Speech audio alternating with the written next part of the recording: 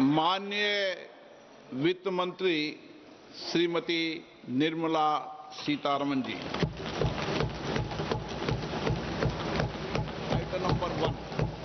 Item number one. Sir, with your permission, I rise to lay on the table a copy each of the following papers, Hindi and English versions, under Article 281 of the Constitution, Report for 2026 to 2031, Volume 1, Main Report of the 16th Finance Commission. 2. Report for 2026-2031, Volume 2, Annexures of the 16th Finance Commission. Number 3, explanatory memorandum as to the action taken on the recommendations contained in the above report. Item number 2, माननीय वित्त मंत्री निर्मला सीतारमन जी।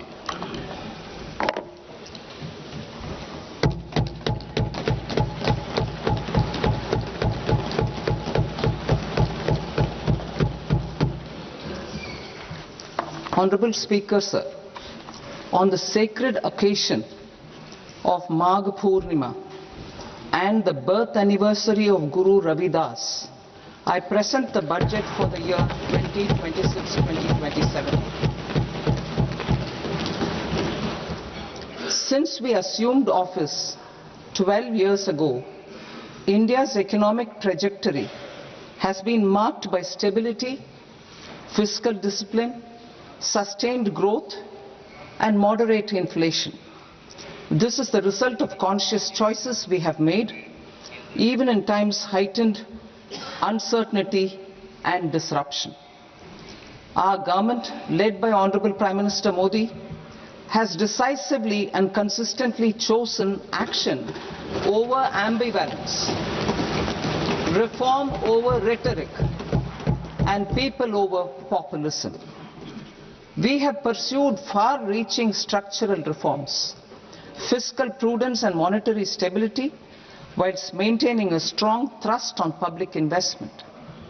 Keeping Atmanirbharta as a lodestar, we have built domestic manufacturing capacity, energy security, and reduced critical import dependencies.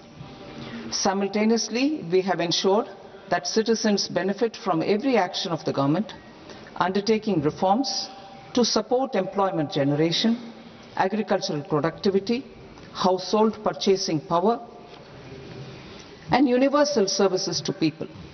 These measures have delivered a high growth rate of around 7% and helped us make substantial strides in poverty reduction and improvement in the lives of our people. Today, we face an external environment in which trade and multilateralism are impaired and access to resources and supply chains are disrupted. New technologies are transforming production systems while sharply increasing demands on water, energy, and critical minerals. India will continue to take confident steps towards Vikasit Bharat, balancing ambition with inclusion.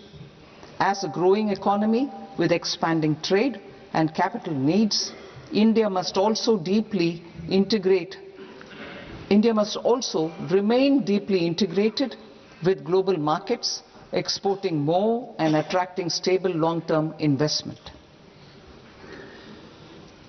As I begin Part A, I want to express my gratitude to the people for standing firmly with us as we forge our way together towards becoming one of the largest economies of the world.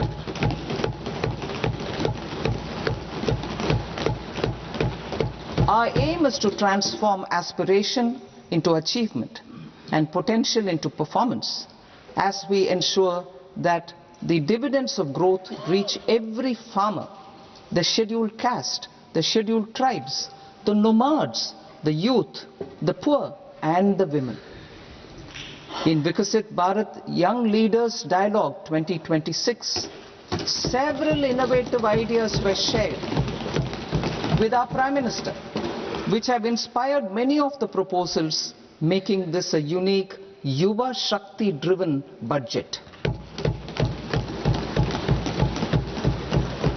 Our government's sankalp is to focus on our poor, underprivileged and the disadvantaged.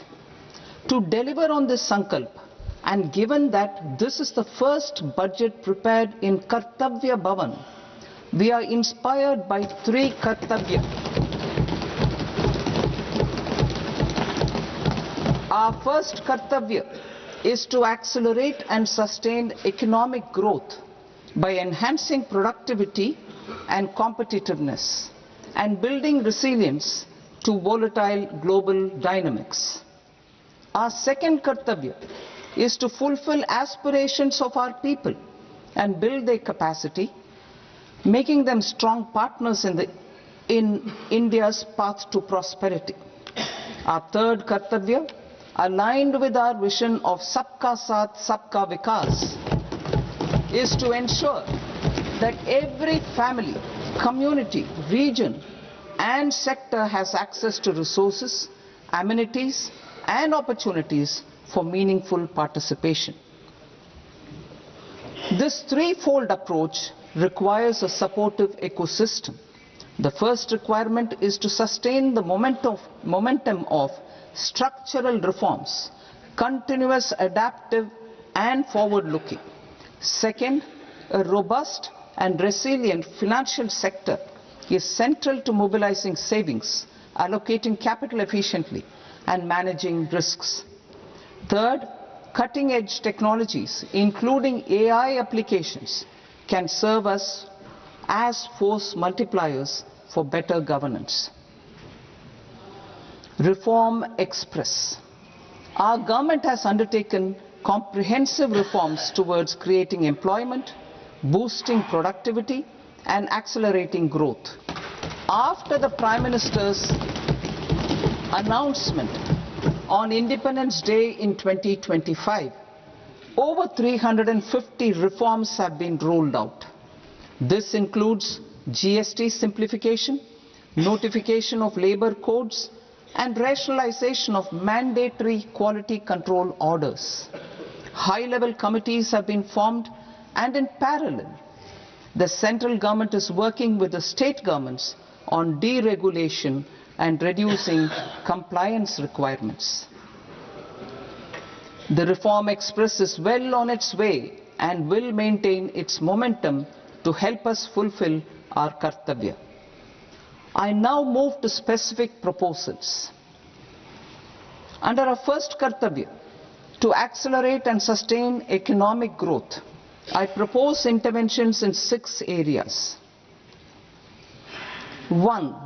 Scaling up manufacturing in 7 strategic and frontier sectors. 2. Rejuvenating legacy industrial sectors. 3. Creating champion MSMEs. 4. Delivering a powerful push for infrastructure.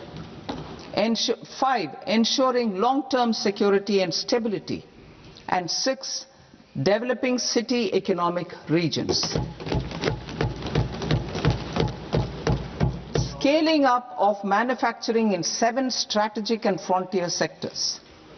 Biopharma Shakti, meaning biopharma strategy for health advancement through knowledge, technology and innovation.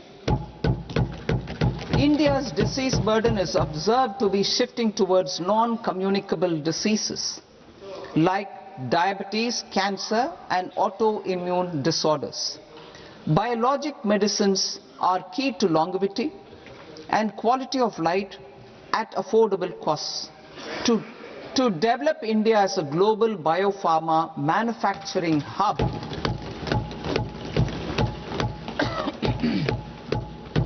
I propose the Biopharma Shakti with an outlay of 10,000 crores over the next 5 years.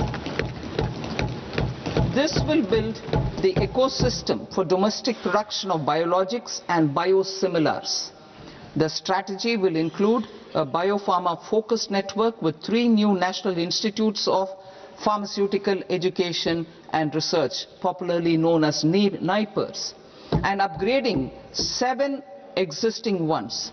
It will also create a network of 1,000 accredited India clinical trials sites. We propose to strengthen the Central Drug Standard Control Organization to meet global standards and approve timeframes through and approval timeframes through a dedicated scientific review cadre and specialists. India's Semiconductor Mission 1.0 expanded India's semiconductor sector capabilities. Building on this, we will launch ISM 2.0 to produce equipment and materials, design full-stack Indian IP, and fortify supply chains. We will also focus on industry-led research and training centers to develop technology and skilled workforce. The Electronics Components Manufacturing Scheme, launched in April 2025 with an outlay of 22,919 crores, already has investment commitments at double the targets. We propose to increase the outlay to 40,000 crores to capitalize on this momentum.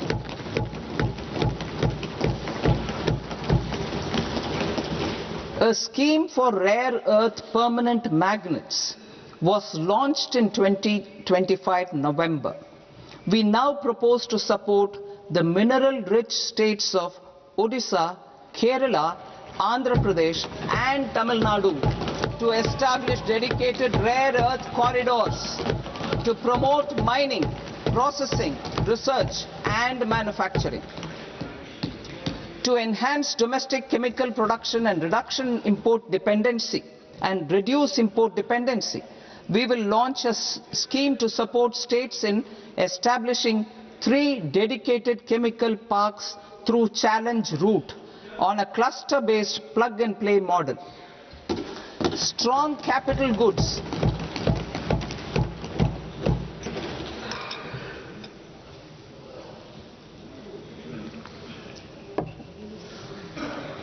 Strong capital goods capability is a determinant of productivity and quality across different sectors.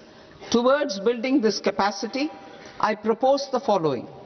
High-tech tool rooms will be established by central public sector enterprises at 2 locations as digitally enabled automated service bureaus that locally design, test and manufacture high-precision components at scale and at lower cost.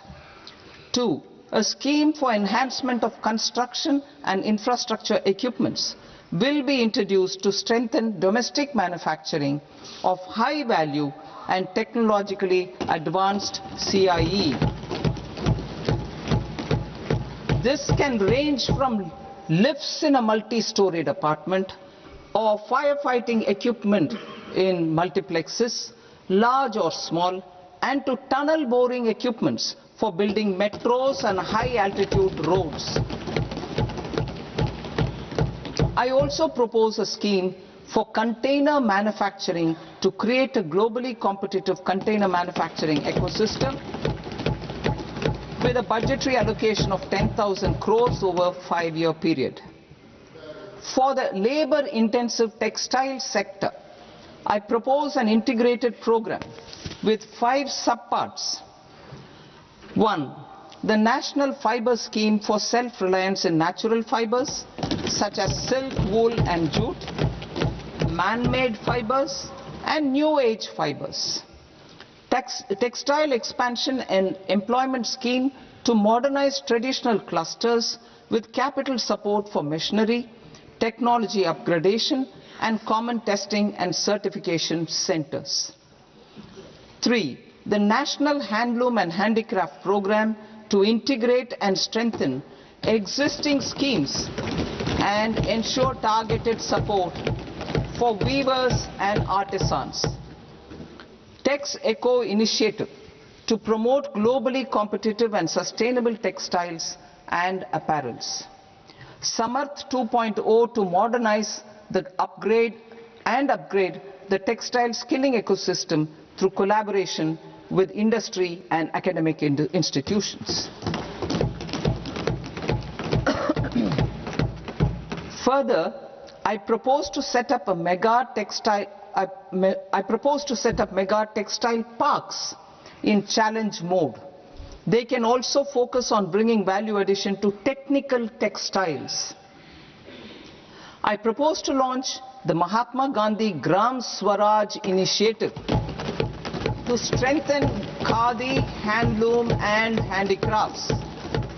This will help in global market linkage and branding. It will streamline and support training, skilling, quality of process and production. This will benefit our weavers, village industries, one district, one product ODOP initiative and also our rural youth. India has the potential to emerge as a global hub for high quality, affordable sports goods. I propose a dedicated initiative for sports goods that will promote manufacturing, research and innovation in equipment design as well as material sciences. Rejuvenation of legacy industrial clusters. I propose to introduce a scheme to revive 200 legacy industrial clusters to improve their cost competitiveness and efficiency through infrastructure and technology upgradation. Creating champion SMEs and supporting micro enterprises. Recognizing MSMEs as a vital engine of growth, I propose a three-pronged approach to help them grow as champions. Equity support. I propose to introduce a dedicated 10,000 crores SME growth fund to create future champions, incentivizing enterprises based on select criteria. I also propose to top up the Self-Reliant India Fund set up in 2021 with 2,000 crores to continue support to micro enterprises and maintain their access to risk capital. Liquidity support. With TREDS, more than 7 lakh crore has been made available to MSMEs. To leverage its full potential, I propose 4 measures. 1. Mandate TREDS as the transaction settlement platform for all purchases from MSMEs by CPSEs, serving as a benchmark for other corporates. 2. Introduce a credit guarantee support mechanism through CGT-MSE for invoice discounting on TREDS platform. 3. Link GEM with TREDS for sharing information with financiers about government purchases from MSMEs, encouraging cheaper and quicker financing. 4. Introduce TREDS receivables as asset-backed securities, helping develop a secondary market, enhancing liquidity and settlement of transactions. Professional support. Government will facilitate professional institutions such as the ICAI, ICSI, ICMAI to design short-term modular courses and practical tools to develop a cadre of corporate mitras, especially in Tier 2 and Tier 3 towns.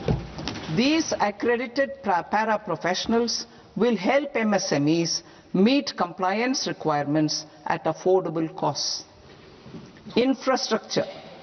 During this past decade, our government has undertaken several initiatives for large-scale enhancement of public infrastructure, including through new financing instruments such as Infrastructure Investment Trust (InvITs) and Real Estate Investment Trust (REITs), and institutions like NIIF and NABFID. We shall continue to focus on developing infrastructure in cities with over 5 lakh population, that is Tier 2, Tier 3 cities, which have expanded to become growth centers. Public capital expenditure has increased manifold from 2 lakh crore in 2014-15 to an allocation of 11.2 lakh crore in BE 25-26. In this coming year, that is financial year 2026-27, I propose to increase it to 12.2 lakh crores to continue the momentum. To strengthen the confidence of private developers regarding risks during infrastructure development and construction phase, I propose to set up an infrastructure risk guarantee fund to provide prudentially calibrated partial credit guarantee to lenders. Over the years, RITES have emerged as a successful instrument for asset monetization. I propose to accelerate recycling of significant real estate assets of the CPSEs through the setting up of dedicated RITES. To promote environmentally sustainable movement of cargo, I propose to 1. Establish new dedicated freight corridors connecting Dankuni in the east to Surat in the west. Operationalize 20 new national waterways over the next 5 years, starting with National Waterways 5 in Orissa to connect mineral-rich areas of Talcher and Angul and industrial centers like Kalinga Nagar to the ports of Paradeep and Dhamra. Training institutes will be set up as regional centers of excellence for development of required manpower for these waterways. This will benefit youth in the entire stretch of the waterways to train and acquire skills. Further, a ship repair ecosystem catering to inland waterways will also be set up at Varanasi and Patna. And C. Launch a coastal cargo promotion scheme for incentivizing a modal shift from rail to road to increase the share of inland waterways and coastal shipping from 6% to 12% by 2047. To enhance last mile and remote connectivity and promote tourism, I propose to give incentives to indigenize manufacturing of seaplanes. A seaplane VGF scheme will be also introduced to provide support for operations. Carbon capture, utilization and storage. Aligning with the roadmap launched in December 2025, the carbon capture, utilization and storage technologies at scale will achieve higher readiness and in end-use application across 5 industrial sectors, including power, steel, cement, refineries and chemicals. An outlay of 20,000 crore is proposed over the next 5 years for this purpose. City economic regions. Cities are India's engines of growth, innovation and opportunities.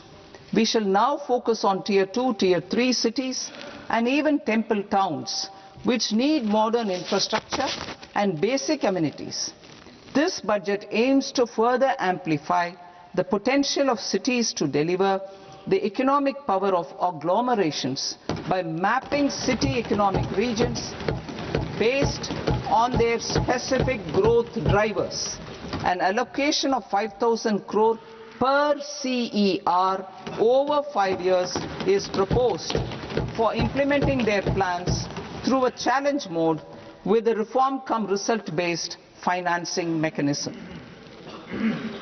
In order to promote environmentally sustainable passenger systems, we will develop 7 high-speed rail corridors between cities as growth connectors, namely Mumbai to Pune, Pune to Hyderabad, Hyderabad to Bengaluru, Hyderabad to Chennai, Chennai to Bengaluru, Delhi to Varanasi, Varanasi to Siliguri.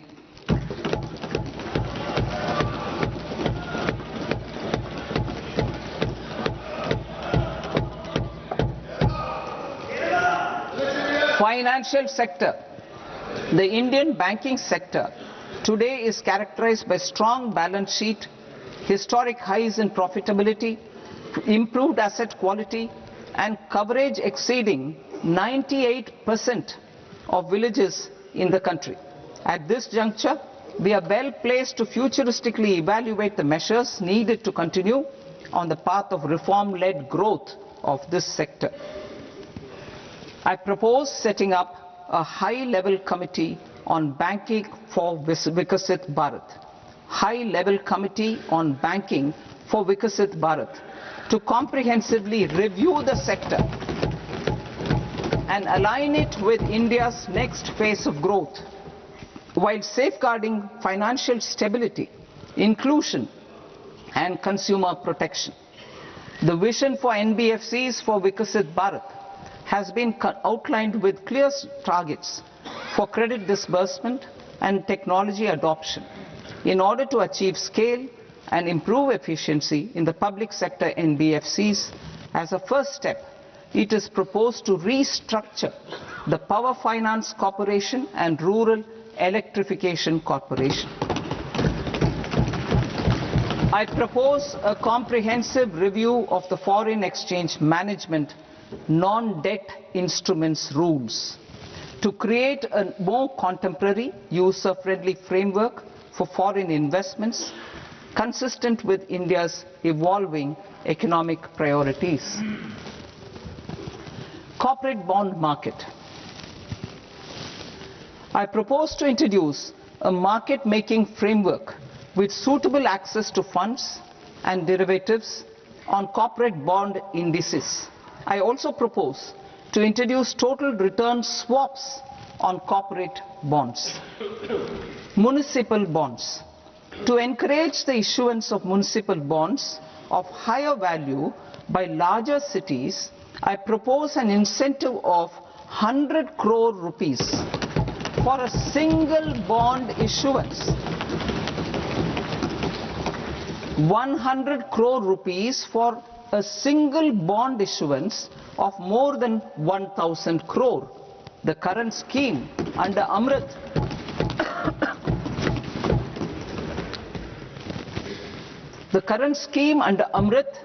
which incentivizes issuances up to 200 crores only, will also continue to support smaller and medium towns.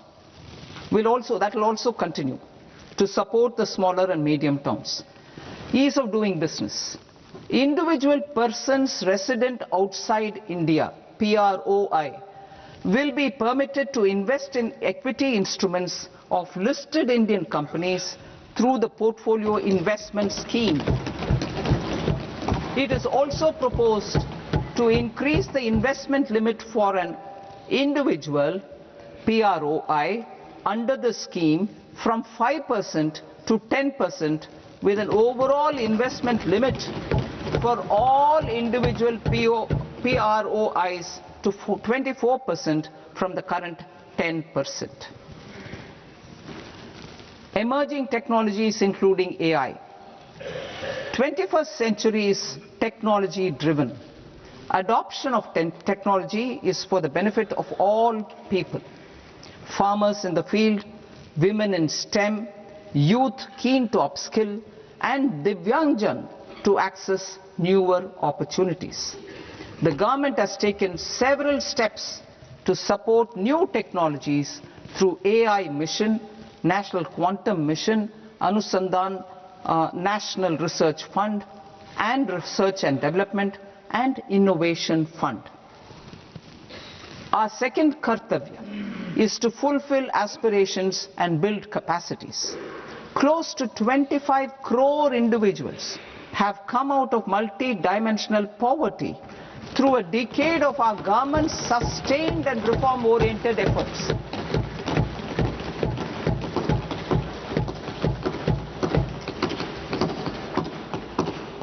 Our government has therefore decided to place a renewed emphasis on the service sector to provide a pathway to fulfilling aspirations of a youthful India with the following measures. I propose to set up a high-powered Education to Employment and Enterprises Standing Committee to recommend measures that focus on services sector as a core driver of Vikasit Bharat. This will make us a global leader in services with a 10% global share by 2047. The committee will prioritize areas to optimize the potential for growth, employment and exports. They will also assess the impact of emerging technologies, including AI, on jobs and skill requirements and propose measures thereof. To create a range of skilled career pathways, a new range of skilled career pathways for our youth, I propose interventions in the following sectors. Health. Existing institutions for allied health professionals will be upgraded and new AHP institutions established in private and government sectors. This will cover 10 selected disciplines, including optometry, radiology, anesthesia, OT technology, applied psychology and behavioral health, and add 1 lakh AHPs over the next 5 years.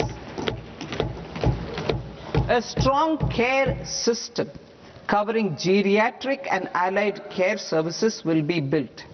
A variety of NSQF aligned programs will be developed to train multi-skilled caregivers, combining core care and allied skills such as wellness, yoga and operation of medical assistive devices.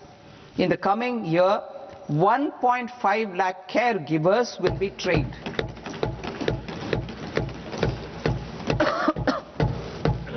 Hubs for medical value tourism. To promote India as a hub for medical tourism services, I propose to launch a scheme to support states in establishing 5 regional medical hubs in partnership with the private sector. These hubs will serve as integrated healthcare complexes that combine medical, educational and research facilities. They will have Ayush centers, medical value tourism facilitation centers and infrastructure for diagnostics, post-care and rehabilitation. These hubs will provide diverse opportunities, job opportunities for health professionals, including doctors and AHPs. Ancient Indian yoga, already respected in several parts of the world, was given a mass global recognition when Honorable Prime Minister took it to the UN. Post-COVID, Ayurveda gained a similar global acceptance and recognition. Exporting quality Ayurveda products helps farmers who grow the herbs and youth who process the products. To meet growing global demand, a few more steps are being taken. I propose to 1. Set up 3 new All India Institutes of Ayurveda. 2. Upgrade Ayush pharmacies and drug testing labs for higher standards of certification ecosystem and make available more skilled personnel. 3. Upgrade the WHO Global Traditional Medicine Center in Jamnagar to bolster evidence-based research, training and awareness for traditional medicine. Animal husbandry. Livestock contributes to close to 16% of farm income, including of poor and marginal households. To scale up availability of veterinary professionals by more than 20,000, I propose to roll out a loan-linked capital subsidy support scheme for establishment of veterinary and para-veterinary colleges, veterinary hospitals, diagnostic laboratories and breeding facilities in private sector. Collaboration between Indian and foreign institutions will also be facilitated. Orange economy.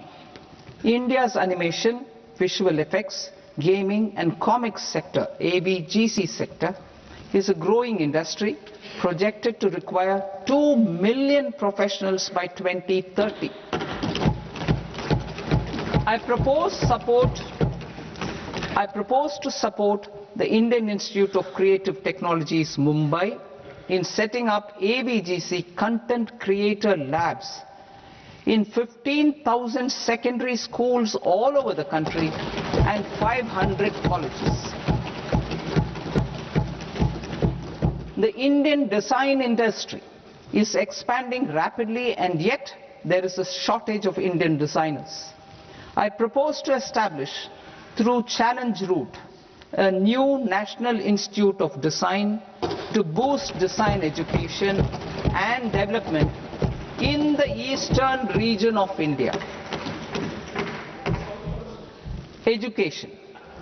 Our government will support states through challenge route in creating 5 university townships in the vicinity of major industrial and logistics corridors.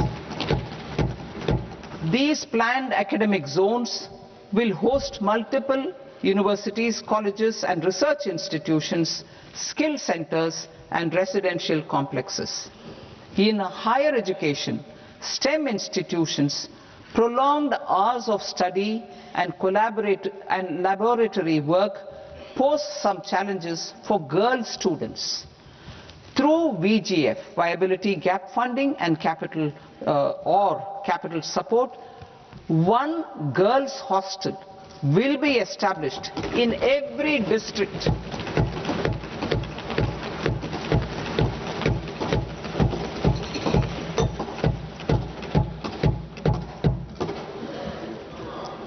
To promote astrophysics and astronomy via immersive experiences, 4 telescope infrastructure facilities will be set up or upgraded.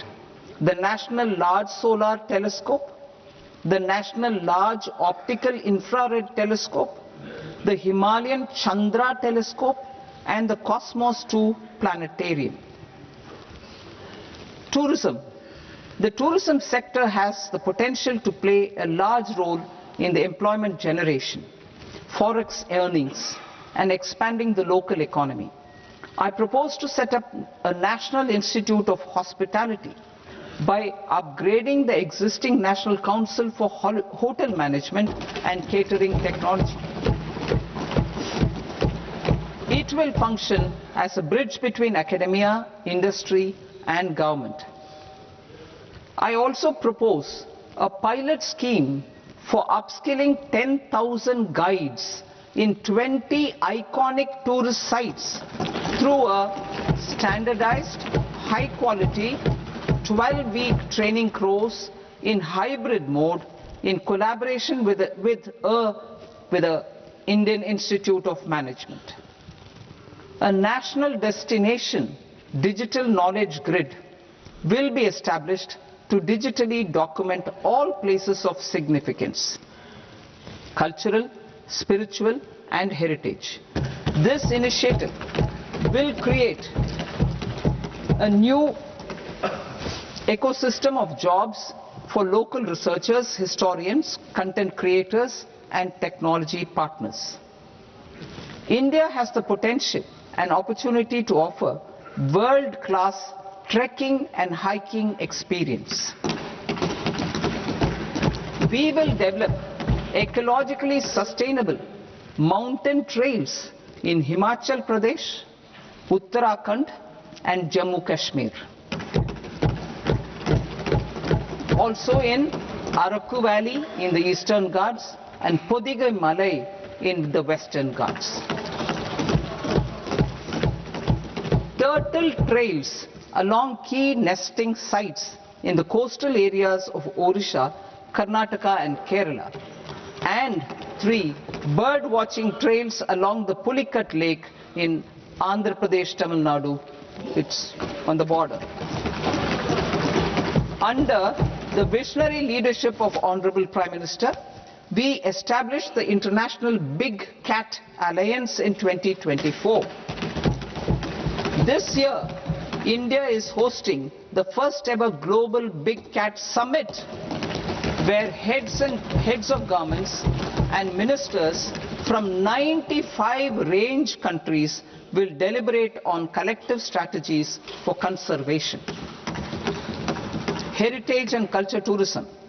I propose to develop 15 archaeological sites, including Lothal, Dholavira, Rakhi Gadi, Adichanallur, Saranath, Hastinapur, and Leh Palace into vibrant experiential cultural destinations. Excavated landscapes will be open to the public through curated walkways. Immersive storytelling skills and technologies will be introduced to help conservation labs, interpretation centers, and guides. The sports sector provides multiple means of employment, skilling, and job opportunities. Taking forward the systematic nurturing of sports talent which is set in motion through the Khelo India program earlier, I propose to launch a Khelo India mission to transform the sports sector over the next decade. The mission will facilitate an integrated talent development pathway supported by training centers which are foundational, intermediate, and elite levels. B, systematic development of coaches and support staff. C, integration of sports science and technology. D, competitions and leagues to promote sports culture and provide platforms. And E, development of sports infrastructure for training and competition. Our third Kartavya aligns with our vision of Sabka Saath, Sabka Vikas towards Vikasit Bharat. This requires targeted efforts for 1. Increasing farmer incomes through productivity enhancement and entrepreneurship, with special attention to small and marginal farmers. B. Empowering Divyangjan through access to livelihood opportunities, training, and high-quality assistive devices. C. Empowering the vulnerable to access mental health and trauma care. D. Focus on the Purvodaya states and the Northeast region to accelerate development and employment opportunities. Fisheries. We will undertake initiatives for integrated development of 500 reservoirs and Amrit Sarovars. 2. Strengthen the fisheries value chain in coastal areas and enable market linkages involving startups and women-led groups together with fish farmer producer organizations. Animal husbandry. To provide quality employment opportunities in rural and peri-urban areas, we will support the animal husbandry sector in entrepreneurship development through A. A credit-linked subsidy program. B. Scaling up and modernization of livestock enterprises. C. Enhanced creation of livestock, dairy, and poultry. I'll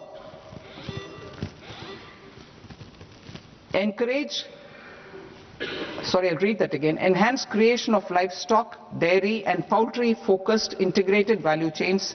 And D. Encourage creation of livestock farmer-producer organizations. High-value agriculture.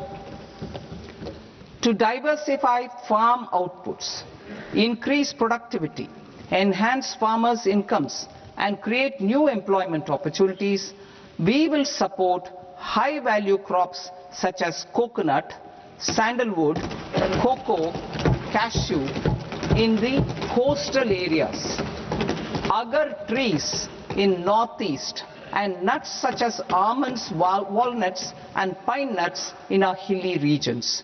These, all of them, will be supported. India is the world's largest producer of coconuts. About 30 million people, including nearly 10 million farmers, depend on coconuts for their livelihood. To further enhance competitiveness in coconut production, I propose a coconut promotion scheme to increase production and enhance productivity through various interventions, including replacing and non-productive trees with new saplings or plants or varieties in major coconut growing states.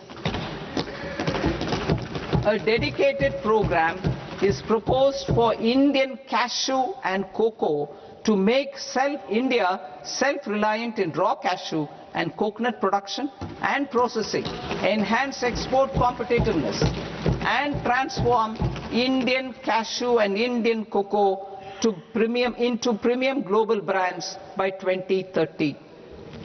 Sandalwood. Sandalwood is closely linked to India's social and cultural heritage.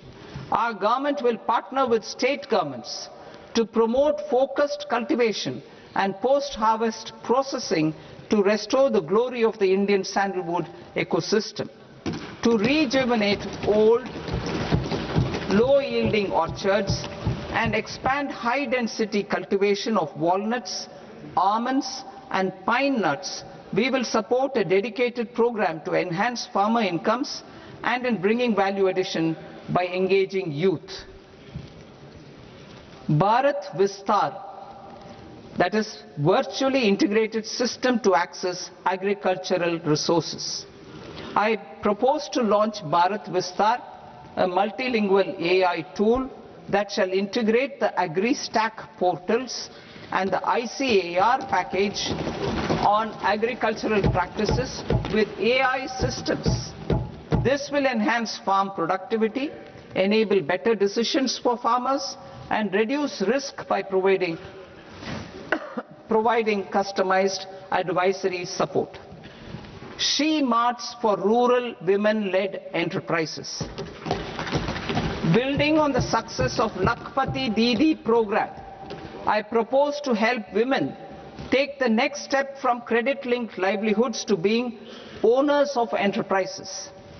Self-help entrepreneur, She Marts will be set up as community-owned retail outlets within the cluster-level federations through enhanced and innovative financing instruments. Empowering Divyangjan. Divyangjan Kaushal Yojana. Information technology, AVGC sectors, hospitality and food and beverages sectors often offer task-oriented and process-driven roles which are suitable for Divyangjan. We will ensure dignified livelihood opportunities through industry-relevant and customized training specific to each Divyangjan group. Divyang Sahara Yojana. Timely access to high-quality assistive devices for all eligible Divyangjan is a fundamental need.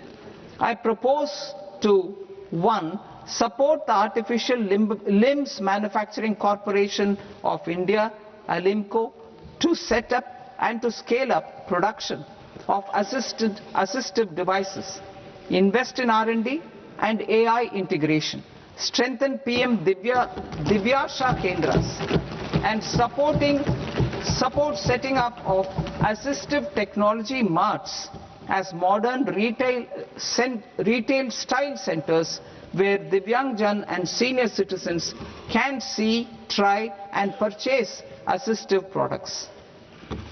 Reaffirming our commitment to mental health and trauma care. There are no national institutes for mental health care in North India. We will therefore set up a NIMHANS 2 and also upgrade national mental health institutes in Ranchi and in Tezpur as regional apex institutions. Emergencies expose families, particularly the poor and vulnerable, to unexpected expenditure. We will strengthen and increase these capacities by 50% in district hospitals by establishing emergency and trauma care centers. Focus on Purvodaya states and northeastern regions. Purvodaya, I propose the development of an integrated East Coast industrial corridor with a well-connected node at Durgapur, creation of 5 tourism destinations in 5 Purvodaya states, and the provision of 4,000 e-buses. Buddhist sites in northeastern region. The northeastern region is a civilizational confluence of Theravada and Mahayana or Vajrayana traditions. I propose to launch a scheme for development of Buddhist circuits in Arunachal Pradesh, Sikkim, Assam, Manipur, Mizoram and Tripura. The scheme will cover preservation of temples and monasteries, pilgrimage interpretation centers, connectivity and pilgrim amenities. 16th Finance Commission. On 17th November 2025, the 16th Finance Commission submitted its report to the President. As mandated under Article 281 of the Constitution, the government is to lay the report along with the explanatory memorandum on the action taken report on the recommendations of the Commission in Parliament, which, Sir, Honourable Speaker, you have allowed me to do at the commencement of this session. The government has accepted the recommendation of the Commission to retain the vertical share of devolution at 41%. As recommended by the Commission, I have provided 1.4 lakh crores of rupees to the states for the year 2026-2027 as Finance Commission grants. These include rural and urban local body and disaster management grants. Fiscal consolidation. Government has been delivering on our fiscal commitments consistently without compromising on social needs. To strive towards accepted standards of fiscal management in Budget 25-26, I had indicated that the central government would target reaching a debt to GDP ratio of 50 plus or minus 1% by 2030-31. In line with this, the debt to GDP ratio is estimated to be 55.6% of GDP in BE 26-27. compared to 56.1% of GDP in RE 25-26. A declining debt to GDP ratio will gradually free up resources for priority sector lending and expenditure by reducing the outgo on interest payments. One of the main operational instruments for debt targeting is the fiscal deficit. I am happy to inform this august House that I fulfilled my commitment made in 2021-2022 to reduce fiscal deficit below 4.5% of GDP by 25-26.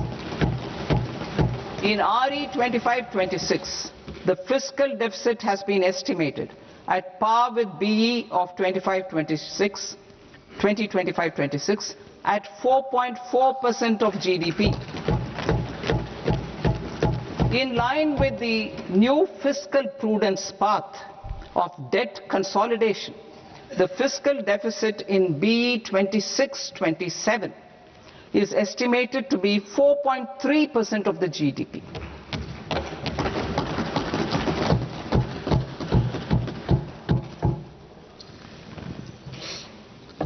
The revised estimates of the non-debt receipts are 34 lakh crore rupees, of which the centre's net tax receipts are 26.7 lakh crore.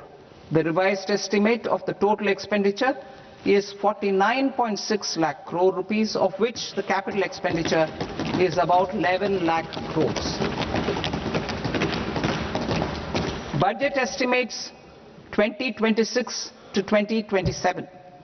Coming to 26-27, the non-debt receipts and the total expenditure are estimated as 36.5 lakh crore and 53.5 lakh crore respectively. The centre's net tax receipts are estimated at 28.7 lakh crore rupees. To finance the fiscal deficit, the net market borrowings from dated securities are estimated at 11.7 lakh crore rupees. The balance financing is expected to come from small savings and other sources. The gross market borrowings are estimated at 17.2 lakh crore rupees. I'll now move to Part B. Part B, direct taxes.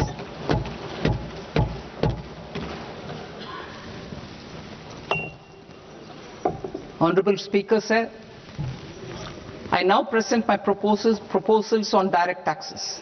New Income Tax Act. In July 2024, I announced a comprehensive review of the Income Tax Act 1961. This was completed in a record time, and the Income Tax Act 2025 will come into effect from 1st April 2026. The simplified income tax rules and forms will be notified shortly, giving adequate time to taxpayers to acquaint themselves with its requirements. The forms have been redesigned such that ordinary citizens can comply without difficulty. Ease of living. I propose that any interest awarded by the Motor Accident Claims Tribunal to a natural person will be exempt from income tax, and any TDS on this account will be done away with. I propose to reduce TCS rate on the sale of overseas tour program package from the current 5% and 20% to 2% without any stipulation of amount. I propose to reduce TCS rate for pursuing education and for medical purposes under the Liberalized Remittance Scheme, popularly known as LRS, from 5% to 2%. Supply of manpower services is proposed to be specifically brought within the ambit of payment to contractors for the purpose of TDS to avoid ambiguity. Thus, TDS on these services will be at the rate of either 1% or 2% only. I propose a scheme for small taxpayers wherein a rule-based automated process will enable obtaining a lower or nil deduction certificate instead of filing an application with the assessing officer. For the ease of taxpayer holding securities in multiple companies, I propose to enable depositories to accept Form 15G or Form 15H from the investor and provide it directly to various relevant companies. I propose to extend time available for revising returns from 31st December to up to 31st March with the payment of a nominal fee. I also propose to stagger the timeline for filing of tax returns. Individuals with ITR 1 and ITR 2 returns will continue to file till 31st July, and non-audit business cases or trusts are proposed to be allowed time till 31st August.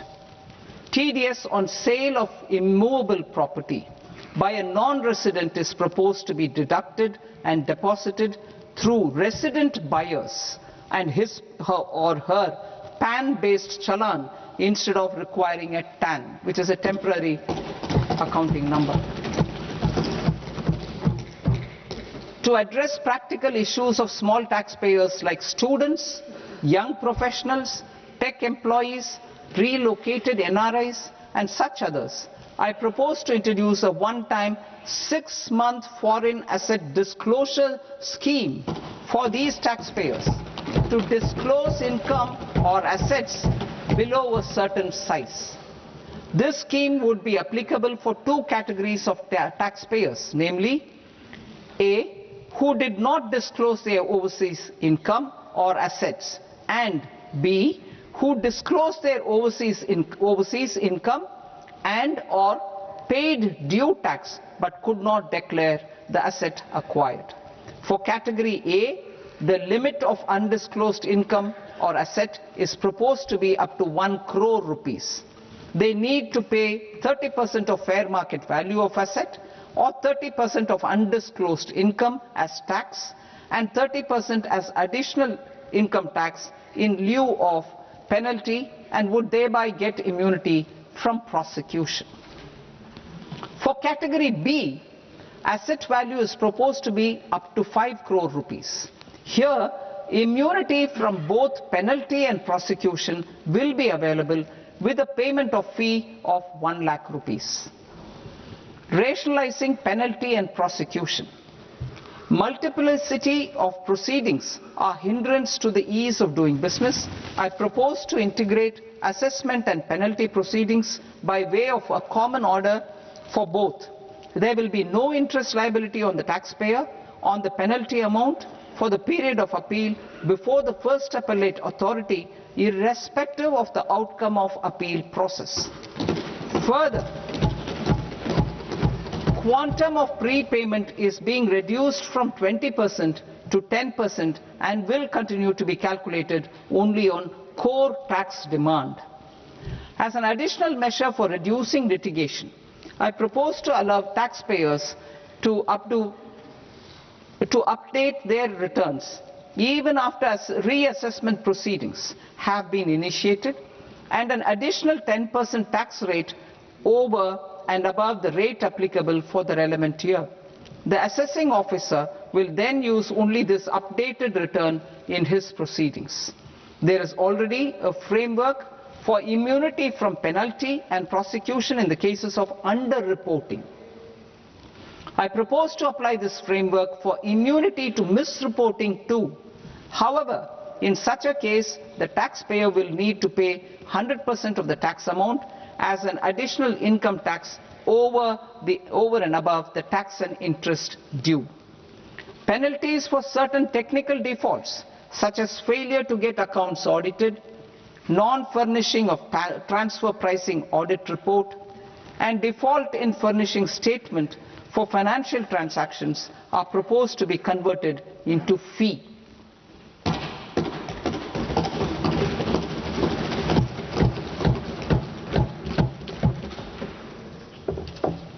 I propose to rationalize prosecution framework under Income Tax Act while maintaining a careful balance for deterrence in some serious offence.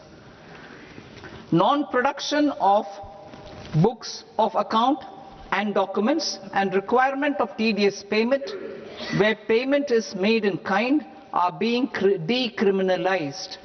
Further, minor offences will attract fine only. The remaining prosecutions will be graded commensurate with the quantum of offence. They will entail only simple imprisonment with maximum imprisonment reduced to 2 years and power to courts to convert even those into fines. There is no penalty. There is no penalty presently for non-disclosure of non-immovable foreign assets with aggregate value less than 20 lakh rupees. I propose to also provide them with immunity from prosecution with retrospective effect from 1/10/2024.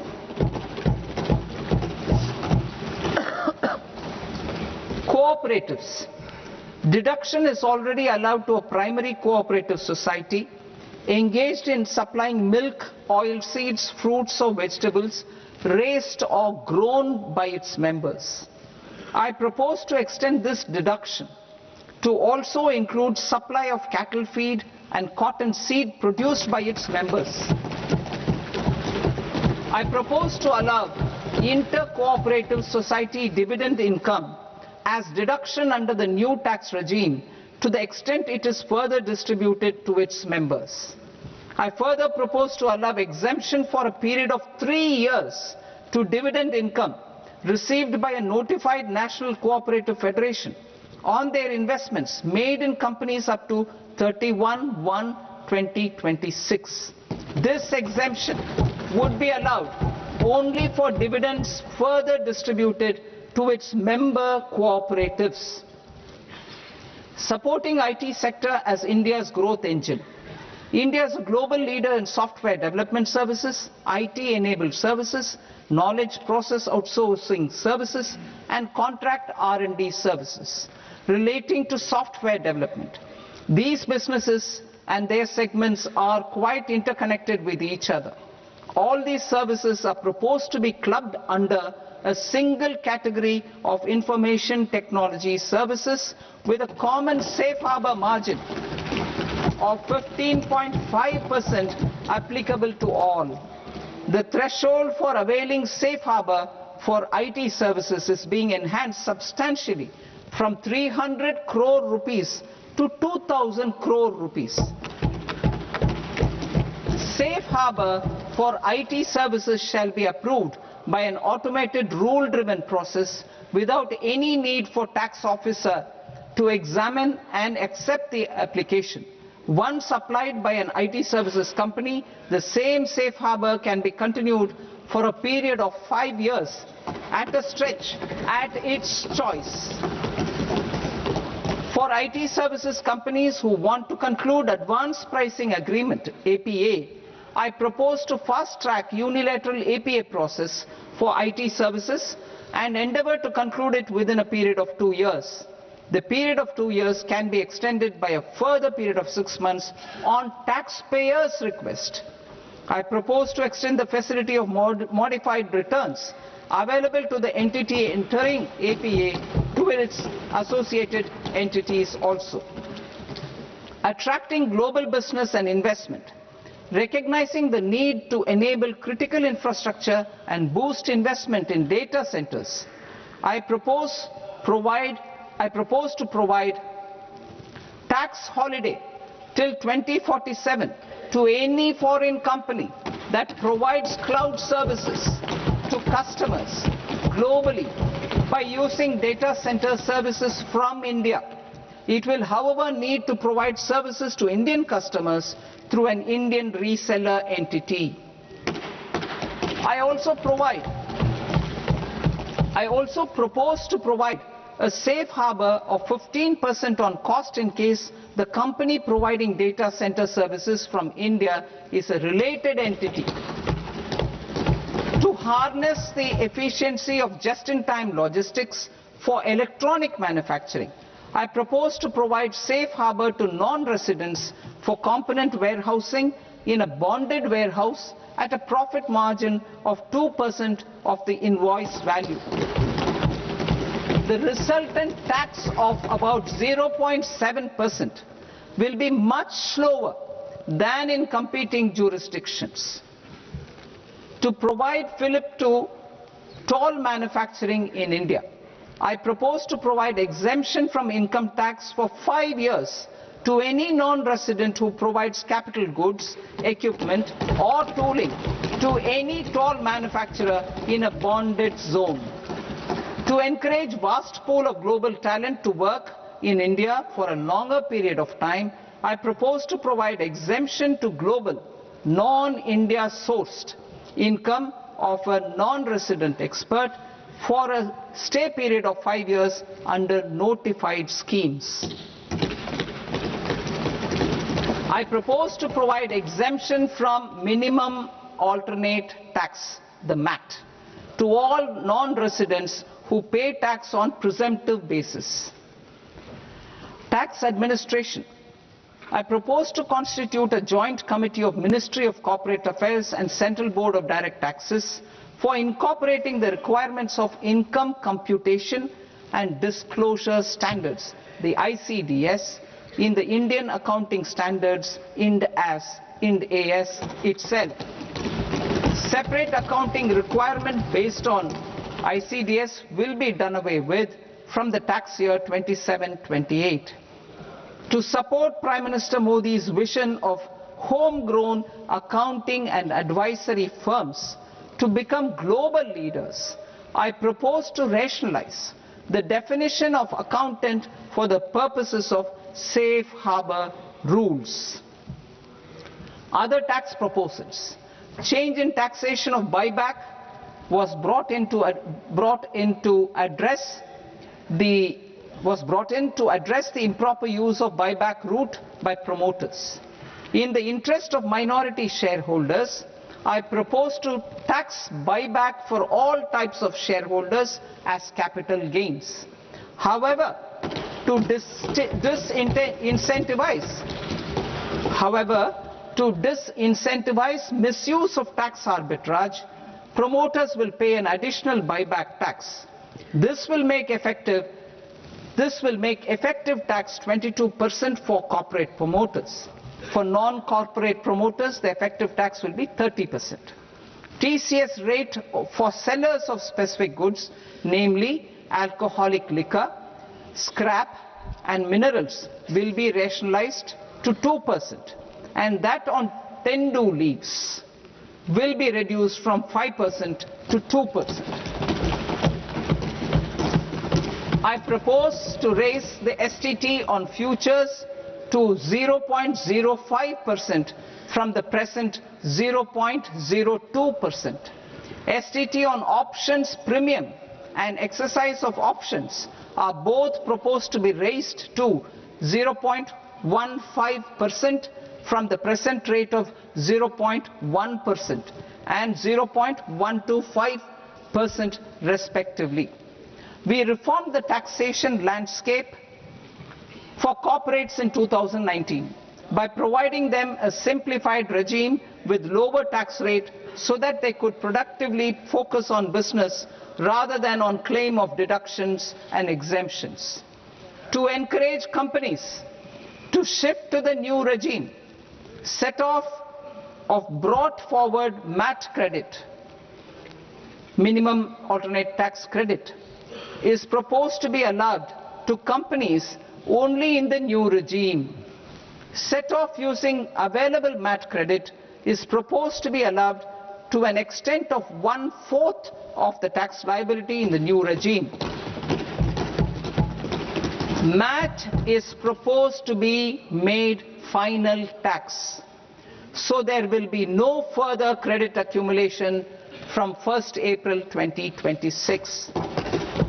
In line with this change, the rate of final tax is being reduced to 14% from the current MAT rate of 15%.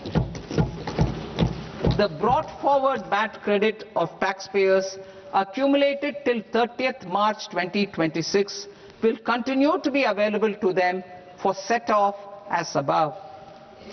Indirect taxes. I shall now take up proposals related to indirect taxes.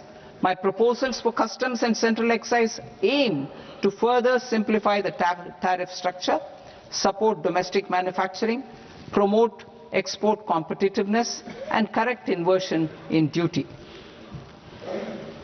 To continue weeding out long continuing customs duty exemptions, I propose to remove certain exemptions on items which are being manufactured in India or where the imports are negligible.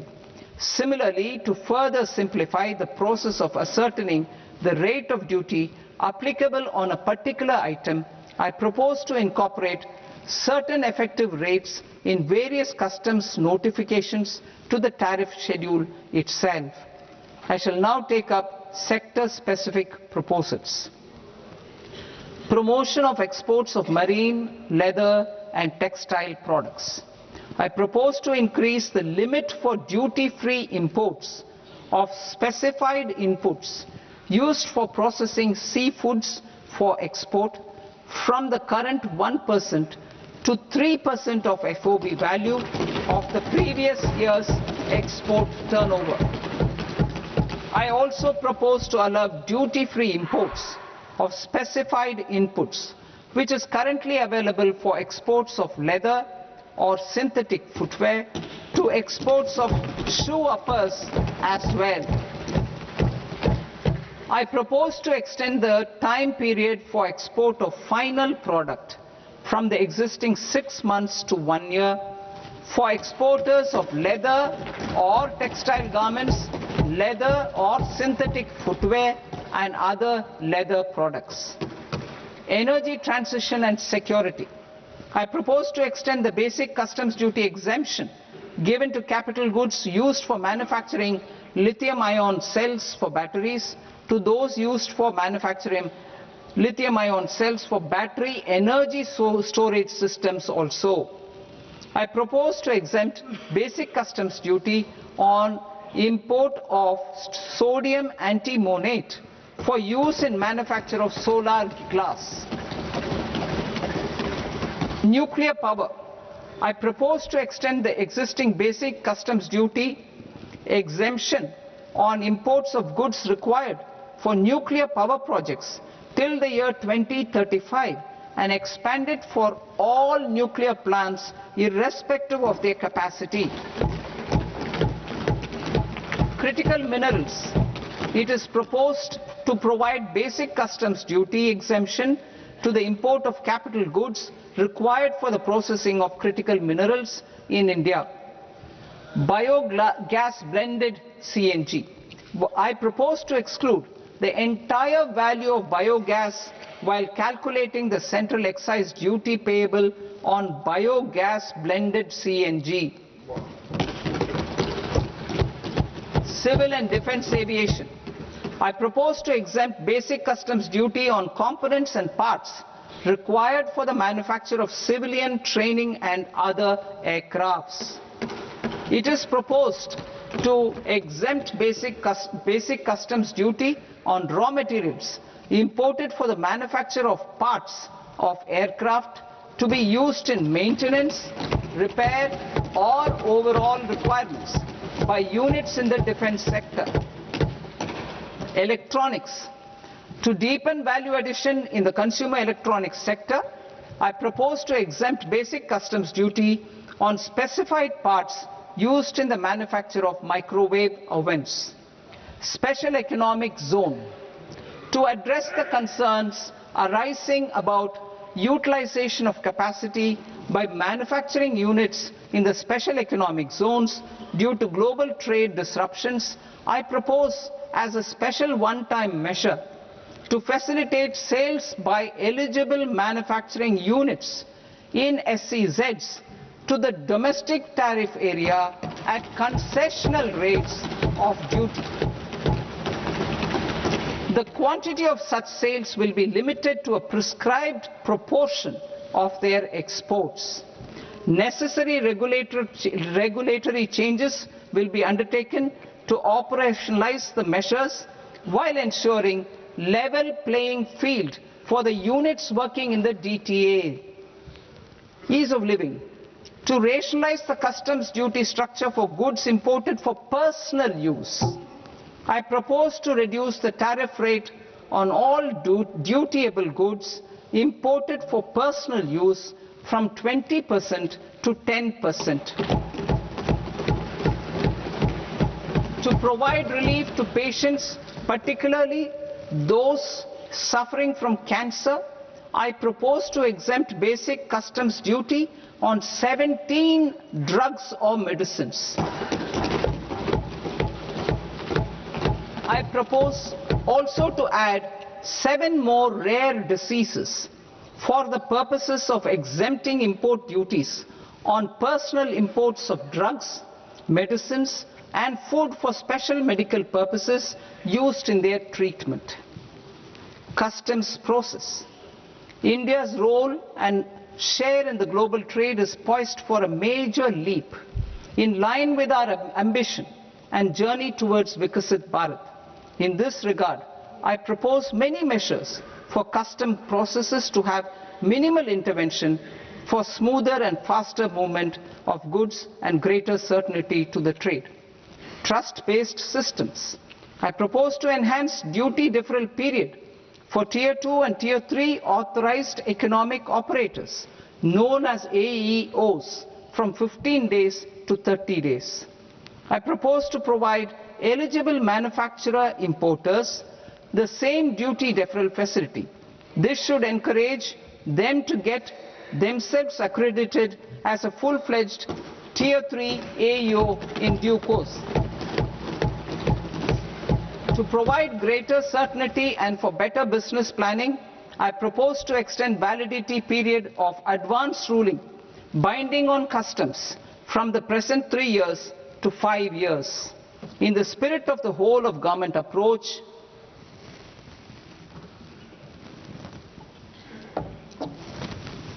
Government agencies will be encouraged to leverage AEO accreditation for preferential treatment in clearing their cargo. Regular importers with trusted long-standing supply chains will be recognized in the risk system so that the need for verification of their cargo every time can be minimized. Export cargo using electronic sealing. Export cargo using electronic sealing will be provided through clearance from the factory premises to the ship. For import of goods not needing any compliance, filing of bill of entry by a trusted importer and arrival of goods will automatically notify customs for completing their clearance formalities. This will enable goods to be released immediately on arrival. The customs warehouse framework will be transformed into a warehouse operator-centric system with a self-declarations, electronic tracking and risk-based audit. These reforms will move away from the current system of officer-dependent approvals and reduce transaction delays and compliance costs. Ease of doing business. Approvals required for cargo clearance from various government agencies will be seamlessly processed through a single and interconnected digital window by the end of the financial year. Processes involved in clearance of food, drugs, plant and animal and wildlife products accounting for about 70% of interdicted cargo will be operationalized on this system by April 2026 itself. For goods not having any compliance requirement, clearance will be done by customs immediately after online registration is completed by the importer, subject to the payment of duty. Customs integrated system will be rolled out in 2 years as a single integrated and scalable platform for all customs processes. Utilization of non-intrusive scanning with advanced imaging and AI technology for risk assessment will be expanded in a phased manner with the objective to scan every container across all the major ports. New export opportunities to support Indian fishermen to fully harness the economic value of marine resources beyond our territorial waters. The following measures will be taken. A. Fish catch by an Indian fishing vessel in exclusive economic zone or on the high seas will be made free of duty. Landing of such fish on foreign port will be treated as export of goods. Safeguards will be put in place to prevent misuse during fish catch, transit or transshipment. To support aspirations of India's small businesses, artisans and startups to access global markets through e-commerce, I am pleased to announce complete removal of the current value cap of 10 lakh rupees per consignment on courier exports. In addition, handling of rejected and returned consignments will be improved with effective use of technology for identifying such consignments. I propose to revise provisions governing baggage clearance during international travel to address genuine concerns of passengers. The revised rules will enhance duty-free allowances in line with the present-day travel realities and provide clarity in temporary carriage of goods brought in or taken out. There are honest taxpayers who are willing to settle disputes by paying all their dues, but they get deterred due to negative connotation associated with penalty. They will now be able to close cases by paying an additional amount in lieu of penalty. Honorable Speaker, sir, with this I commend the budget to this august House. Jai Hind.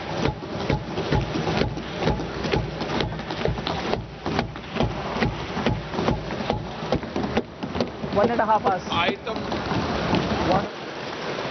Item number 3 माननीय वित्त मंत्री जी.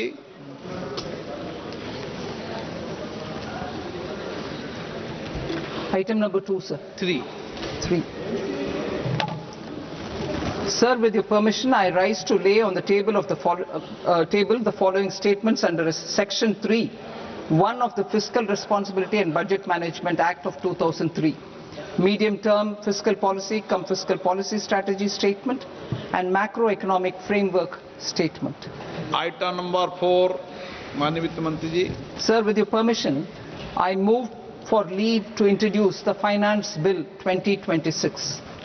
प्रश्न ये कि विधेयक को पुनर्स्थापित करने की अनुमति प्रदान की जाए. जो सदस्य इस पक्ष में हाँ गए, जो सदस्य विरोध में ना गए, मेरे विचार में निर्णय हाँ वालों के पक्ष में, हाँ वालों के पक्ष में अनुमति प्रदान की जाती है. माननीय मंत्री जी, अब विधेयक पुनर्स्थापित करें. Sir, I introduce the bill. माननीय सदस्य, आपको सूचित किया जाता है कि माननीय वित्त मंत्री जी के बजट भाषण की कॉपी पब्लिकेशन काउंटर पर ली जाती है. बजट भाषण और बजट से संबंधित दस्तावेज आपके मोबाइल फोन और मेंबर पोर्टल्स पर ही उपलब्ध है. सभा की कार्रवाई कल सोमवार दिनांक 2 फरवरी 2026 को प्राप्त 11 बजे तक के लिए स्थगित की जाती है.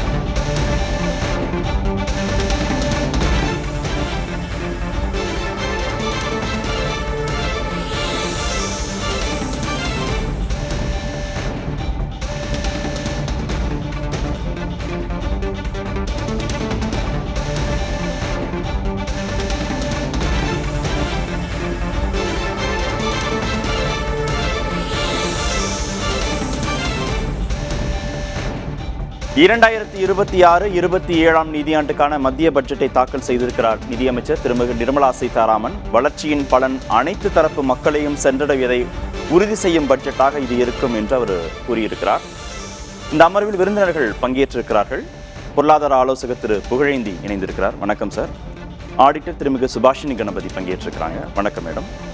ஓய்வு பெற்ற ரயில்வே துறை அதிகாரி திரு மனோகரன் சார் பங்கேற்றிருக்கிறாங்க. வணக்கம். பொருளாதார நிபுணர் திரு வெங்கடேஷ் சாத்ரேயான் இணைந்திருக்கிறார். வணக்கம் விருந்தினர்கள் அனைவருக்கும். முதல் சுற்றுல பட்ஜெட் குறித்து உங்களுடைய கருத்தை சொல்லிடுங்க. அடுத்தடுத்து நம்ம கேள்விகளுக்கு பயணிக்கலாம். வெங்கடேஷ் சாத்ரேயா சார், நீங்க தொடங்கிடுங்க.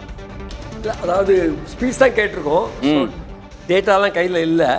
பட் ஓவராலாக இன்னும் ட்ரமேட்டிக்காக எதுவும் எனக்கு, அதாவது ஒரு குறிப்பிடத்தக்க மெஷர் என்று ஒன்று பளிச்சுன்னு கண்ணுக்கு தெரியல.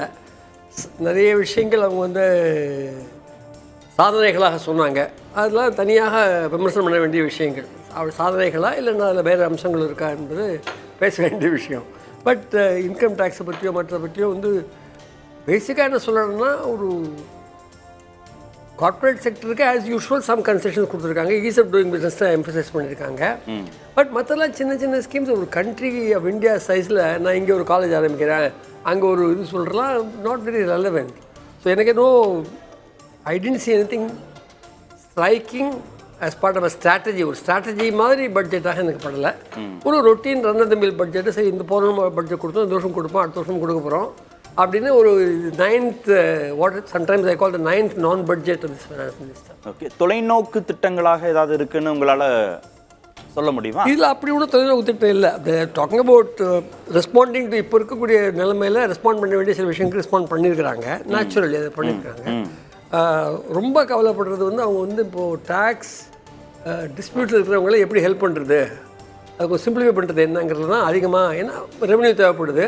ஸோ இவங்களுக்கு கொஞ்சம் கன்செஷன் கொடுத்து அதை ரெக்கவர் பண்ணலாங்கிற மாதிரி தான் அவங்க அதை பார்த்துருக்காங்க. வேறு அவுட்லேஸ்லாம் படிக்காமல் நாங்கள் ஒன்றும் சொல்ல முடியாது. ஏன்னா அவுட்லேஸ் இது கொடுத்துருக்காங்க. இன்னொன்று அவங்க என்ன சொல்லியிருக்காங்கன்னா, நாங்கள் வந்து ஃபிஸ்கல் டெபிசிட் டார்கெட்டை ரீச் பண்ணிட்டேன்னு சொல்லியிருக்காங்க. இப்போ என்ன பார்க்க வேண்டியிருக்குன்னா, எப்படி ரீச் பண்ணாங்க, எங்கே செலவை குறைச்சாங்க. உதாரணத்துக்கு ஃபார் எக்ஸாம்பிள் MNREGAல ஒன்றிய அரசாங்கத்தினுடைய ஒதுக்கீடு ரொம்ப குறைஞ்சிருக்கு ஓவர் தி இயர்ஸ். அது இந்த வருஷம் குறைஞ்சிருக்கும், அடுத்த வருஷம் அது இருக்காது. ஏன்னா அந்த லாவே எடுத்தாங்களே. அதனால் ஜனங்களுடைய பல்வேறு துறை வாரியான ஒதுக்கீடுகள் தெரிஞ்சால் தான் கொஞ்சம் நம்ம வந்து விரிவாக பேச முடியும். இப்போதைக்கு ஒன்று தான் சொல்ல முடியும். பெரிய எக்ஸ்பெக்டேஷன்ஸை பூர்த்தி பண்ணுற மாதிரி இல்லைன்றது உங்களுடைய இல்லை. அதாவது இது வேணால் சொல்லலாம். அதாவது பட்ஜெட்டுக்கு முன்னாடியே அரசு பல முனைவுகள் செஞ்சிருச்சு. இப்போது இந்த லேபர் கோடு, தொழிலாளர்கள் உரிமைகளை அநேகமாக முற்றிலுமாக பறித்து கார்ப்பரேட்ஸுக்கு ஆதரவான ஒரு இது கொண்டு இருக்காங்க அவங்க. அதேமாரி பல விஷயங்கள் இப்போது எம்ப்ளாய்மெண்ட்டை க்ளோஸ் பண்ணிட்டாங்க. ஒரு 4-5 மெஷர்ஸ் எப்படி சீட்ஸ் பில் இருக்குது, பண்ணுறதெல்லாம் முன்னாடியே பண்ணிட்டாங்க. உழைப்பாளி மக்களை, விவசாயிகளை, தொழிலாளிகளை பாதிக்கக்கூடிய பல்வேறு விஷயங்கள் முன்னாடி பண்ணிட்டாங்க. பட்ஜெட்டில் பெரிய அளவுக்கு அதனுடைய ரிஃப்ளெக்ஷன் இருக்காது. ஓகே, சுபாஷினி மேடம், நீங்கள் ரொம்ப ஒரு எக்ஸலண்ட்டான பட்ஜெட் அப்படின்னு நம்ம சொல்லலாம். ஏன்னா இப்போ நமக்கு இருக்கிற ஜியோ பொலிட்டிக்கல் இஷ்யூஸ் டெஃபினட்டாக அந்த ஃபஸ்ட்டு பாயிண்ட்டு தனிநபர் வருமானத்தில் மாற்றம் இல்லை அப்படிங்கிறதுனால ஒரு கிரேட் பட்ஜெட் இல்லை அப்படிங்கிற ஒரு இம்ப்ரெஷன் வந்தாலும் இது வந்து லாஸ்ட் டைமே நமக்கு 12 lakhs வரைக்கும் இன்க்ரீஸ் பண்ணிட்டாங்க. அண்ட் ஜியோ பொலிட்டிக்கல் இஷ்யூஸ் நிறைய இருக்குது. நமக்கு அன்எம்ப்ளாய்மெண்ட்டுன்றது ஒரு பெரிய சேலஞ்சாக இருக்குது. அண்ட் நம்மளோட க்ரோத் டெஃபினட்டாக கொண்டு வரணும். யூத் ஸ்கில் டெவலப்மெண்ட்டு இம்ப்ளிமெண்ட் பண்ணணும். இதுதான் மேஜர் சேலஞ்சஸ். இதை சுற்றின நிறைய ஸ்கீம்ஸ் வந்து இந்த பட்ஜெட்டில் வந்த மாதிரி தான் டெஃபினட்டாக இருக்குது. In terms of the tourism, in terms of skill கைடெல்லாம் வந்து ட்ரெயின் பண்ணுறது அப்படிங்கிறதெல்லாம் is a brilliant move. Actually thought through move. On ground வரைக்கும் போய் அவங்க ஒரு ஆர்கனைஸ்டு செக்டருக்குள்ள அதை கொண்டு வர்றாங்க. ஆர்கனைஸ் செக்டருக்குள்ள கொண்டு வராங்க. ஏன்னா இப்போ நம்ம லேபர் கோடே வந்து கொண்டு வந்துட்டாங்க. அண்ட் இந்த அன்ஆர்கனைஸ் லேபர், இப்போ நம்ம ஜிடிபின்னு சொல்கிறோம். இப்போ சார் சொன்னாங்க ஜிடிபினா எப்படி வந்து இதை மெஷர் பண்ணுறதோட கிரெடிபிலிட்டி என்ன? கரெக்ட். ஏன்னா நிறைய பேர் வந்து இன்கம் ஏர்ன் பண்ணுறாங்க which is not reported income மட்டும் தான் நமக்கு இப்போ ஜிடிபியில் வருது. அது எல்லாத்தையும் வந்து ரிப்போர்ட் பண்ணி இன்கம் அழகாக வந்து ஆர்கனைஸ் பண்ணி அவங்களெல்லாம் ஆர்கனைஸ் செக்டரில் கொண்டு வரதுக்கான நிறைய மெஷர்ஸ் அண்ட் நிறைய ஸ்கீம்ஸ் வந்து பியூட்டிஃபுல்லாக லே பண்ணியிருக்காங்க அப்படின்னு தான் சொல்லணும். In terms of economic sustainability and progress card. Coming to the taxation நம்ம பார்த்தோம்னா டெஃபினட்டாக நமக்கு வந்து அந்த தனிநபர் வருமானம், உச்சவரம்பு இதை தாண்டி நமக்கு வந்து ஈஸ் ஆஃப் டூயிங். இப்போ டிசிஎஸ்லாம் நம்ம பார்த்தோம்னா ஃபாரின் கரன்சியில் நம்ம வாங்குகிற விஷயங்களுக்கு டேக்ஸ் டிசிஎஸ் பிடிச்சிடுறாங்க. ஸோ இப்போ டிடிஎஸ்ன்னு இருக்கிறதுக்கும் டிசிஎஸ்க்கும் என்ன வித்தியாசம்னா, நமக்கு வர இன்கமில் பிடித்தம் நடந்ததுன்னா டிடிஎஸ், இதுவுமே வந்து என்ன ஆகுதுன்னா 1 வருஷம் கவர்மெண்ட்டோடு இருக்குது. ஸோ அதுக்கப்புறம் எவ்வளோ குயிக்காக அவங்க ரீஃபண்ட்ஸ் ப்ராசஸ் பண்ணாலுமே ஜூலை தாண்டி ஆகஸ்ட். ஸோ இப்போ இந்த ஏப்ரலில் நான் வாங்குறதுக்கான டிசிஎஸ் பிடிச்சது எனக்கு 1 வருஷமாக வந்து கவர்மெண்ட் கிட்ட ஹோல்ட் ஆயிருக்குங்கிறது ஒரு பெரிய கன்சர்னாக இருந்தது. But at the same time foreign கரன்சியோடைய எவ்வளோ வந்து பர்ச்சேஸ் பண்ணுறாங்க, அவங்களுக்கு ஆக்சுவலாக இங்கே இருக்கிற வருமானத்தை ரிப்போர்ட் பண்ணுறாங்களா, இந்த மாதிரியான விஷயங்களை ரெகுலேட் பண்ணுறதுக்காக தான் அதை கொண்டு வந்தாங்க. இப்போ அதோட ரேட்ஸை வந்து ரெடியூஸ் பண்ணியிருக்கிறது இஸ் அ வெல்கம் மூவ். இப்போ ஹாஸ்பிட்டல் எக்ஸ்பெண்டிச்சர்ஸ் எல்லாம் வந்து எல்ஆர்எஸ் ஸ்கீமில் income and education and hospital இதில் கொண்டு வந்துட்டாங்க. டூரிசமுமே வந்து ரேட் ரெடியூஸ் பண்ணிருக்காங்க. அது வெல்கம் மூவ். ஐடி சாலரிடு பீப்புளுக்கு வந்து கூடுதல் கெயின் இருக்குன்றீங்களா? salaried பீப்புளுக்கு கம்ஃபர்ட் இருக்கு, கெயின்னு சொல்ல முடியாது. ஏன்னா அந்த 12 லட்சம் ரூபாய்ங்கிறது உச்ச வருமானம் கண்டிப்பாக அது போன வருஷம் கொடுத்துட்டாங்க. பட் எல்லாரோட கேள்வி எதிர்பார்ப்பு இதில் என்ன இருந்ததுன்னா, 12 லட்சத்துக்கு மேலே இருந்ததுன்னா திருப்பியும் நான் அந்த ஸ்லாப் ரேட்டில் போய் முழுக்க டாக்ஸ் கட்டுறேன் அப்படிங்கிறது. அது சம்பந்தமான அறிவிப்புகள் இல்லை. அது அஃப்கோர்ஸ் லைக் நமக்கு எதிர்பார்ப்பு இருந்துகிட்டே தான் இருக்கும், 50 லட்சம் இருந்தாலும் இருந்துகிட்ருக்கோம். பட் அதை தாண்டி டெஃபினட்டாக இது வந்து ஒரு beautiful budget. Customs rates, duty சம்மந்தமாக இப்போ நமக்கு இங்கே ஸ்விஸ்ல நடந்த கான்ஃபரன்ஸில் கூட நம்ம வந்து நம்மளுடைய ஸ்கில்ல வந்து வெளில கொண்டு போகணும், எக்ஸ்போர்ட்ஸ் இம்ப்ரூவ் பண்ணணும், அந்த மாதிரியான விஷயங்கள் வந்து நம்ம பண்ணிட்டு இருக்கும் பொழுது உலக நாடுகளில் இந்தியா கிட்ட இருந்த ஒரு எக்ஸ்பெக்டேஷன்ஸ் வந்து பாலிசி ஸ்டெபிலிட்டி. ஸோ அதெல்லாம் வந்து ரொம்ப பியூட்டிஃபுல்லாக கொண்டு வந்திருக்காங்க. என் சார் சொன்ன மாதிரி லைக் டாக்ஸ் டிஸ்பியூட்ஸ் அதெல்லாமே நிறையவே வந்து ரெடியூஸ் பண்ணியிருக்காங்க. பெனால்ட்டிஸ் அண்ட் சின்ன சின்ன விஷயங்களுக்கு இருந்த ப்ராசிக்யூஷன்ஸ், இப்போ டிடிஎஸ்க்கெல்லாம் வந்து ப்ராசிக்யூஷன் இல்லைன்னு சொல்லியிருக்காங்க. ஃபெட்கா லைக் ஃபாரின் அசெட் டிக்ளரேஷன், இப்போ நமக்கு பல நாடுகளோட எல்லாரும் அந்தந்த நாட்டில் இப்போ நமக்கு பேன் நம்பர் மாதிரி அவங்க வெளிநாடுல ஒரு ட்ராக்கிங் நம்பர் இருக்கும். ஸோ இப்போ இது எல்லாமே வந்து ஒரு சென்ட்ரலைஸ்ட் இன்ஃபர்மேஷன் சிஸ்டமில் கொண்டு வந்து அங்கே அவங்க பண்ணுற டாக்ஸிவேஷனுமே வந்து ட்ராக் ஆகிட்டு இருந்தது. இப்போ இதை டிஸ்க்ளோஸ் பண்ணலைன்னா ஒரு ஹியூஜ் பெனாலிட்டி. இப்போ அது வந்து ஒரு பெரிய கவலையாக இருந்தது. அதெல்லாமுமே வந்து ரொம்ப டீட்டெயில்டாக அனலைஸ் பண்ணியிருக்காங்க. வரவேற்கிறீங்க பட்ஜெட்டை? டெஃபினட்டாக. புகழேந்தி சார், பட்ஜெட் அப்படின்னு பார்த்தீங்கன்னா ஜிடிபி க்ரோத் பாயிண்ட் ஆஃப் வியூவில் வந்து பெருசாக எதுவும் பேசலை. மேடம் சொன்ன மாதிரி நிறையா ப்ரொசீஜரல் ஈஸ் பண்ணியிருக்காங்க. கஸ்டம்ஸில் நிறையா ப்ராப்ளம் இருந்துச்சு மக்களுக்கு, பிஸ்னஸ் பீப்புளுக்கு, இன்கம் டேக்ஸ் ரிலேட்டட் சேலஞ்சஸ்லாம் இருந்துச்சு. இதெல்லாம் வந்து ஈஸ் பண்ணியிருக்காங்க. ஈஸாக 350 சேஞ்சஸ் கொண்டு வந்திருக்கோம் அப்படின்னு. It's okay. இதெல்லாம் பார்த்தீங்கன்னா ஹை இம்பாக்ட் என்னன்னு பார்த்தீங்கன்னா செமிகண்டக்டருக்கு 40,000 crore இன்வெஸ்ட் பண்ணுறாங்க, பயோஃபார்ம் 10,000 crore. இட்ஸ் வரவேற்கத்தக்கது. ஏன்னா நம்ம இந்தியாவை பார்த்தீங்கன்னா நம்ம எதில் வந்து நம்ம வந்து தன்னிறைவு அடையலை அப்படின்னு பார்த்தீங்கன்னா, ஒன்று வந்து சிப், எஸ்பெஷலி வந்து மெமரி சிப் அண்ட் ப்ராசஸிங் சிப்லாம் இன்னும் கிடையாது. நம்ம வைக்கிறலாம் வந்து ஃபேப் தான் வச்சுருக்கமே இல்லையா. இன்னும் வந்து நாலேஜ் சைடில் வந்து கிரியேட்டிங் சிப்புங்கிற அளவுக்கு நம்ம இன்னும் வரல. இன்னும் நம்ம வந்து அமெரிக்காவை நம்பி தான் இருக்கிறோம் ஒன்று. இப்போ அந்த சிப் ரிலேட்டட் திங் இன்வெஸ்ட் பண்ணியிருக்காங்க. இது ஃபேப்ரிகேஷனாக இல்லை நாலேஜ் டெவலப் பண்ணாங்கிறத பார்க்கணும் அடுத்தது எதுக்கு பண்ணியிருக்காங்கன்னு. ரெண்டாவது விஷயம் பார்த்தீங்கன்னா, இந்தியாவில் வந்து we don't have our own aircraft. நம்ம இன்னும் வந்து வெளிநாட்டில் தான் ஏர்கிராஃப்ட் வாங்கிட்டு இருக்கோம்.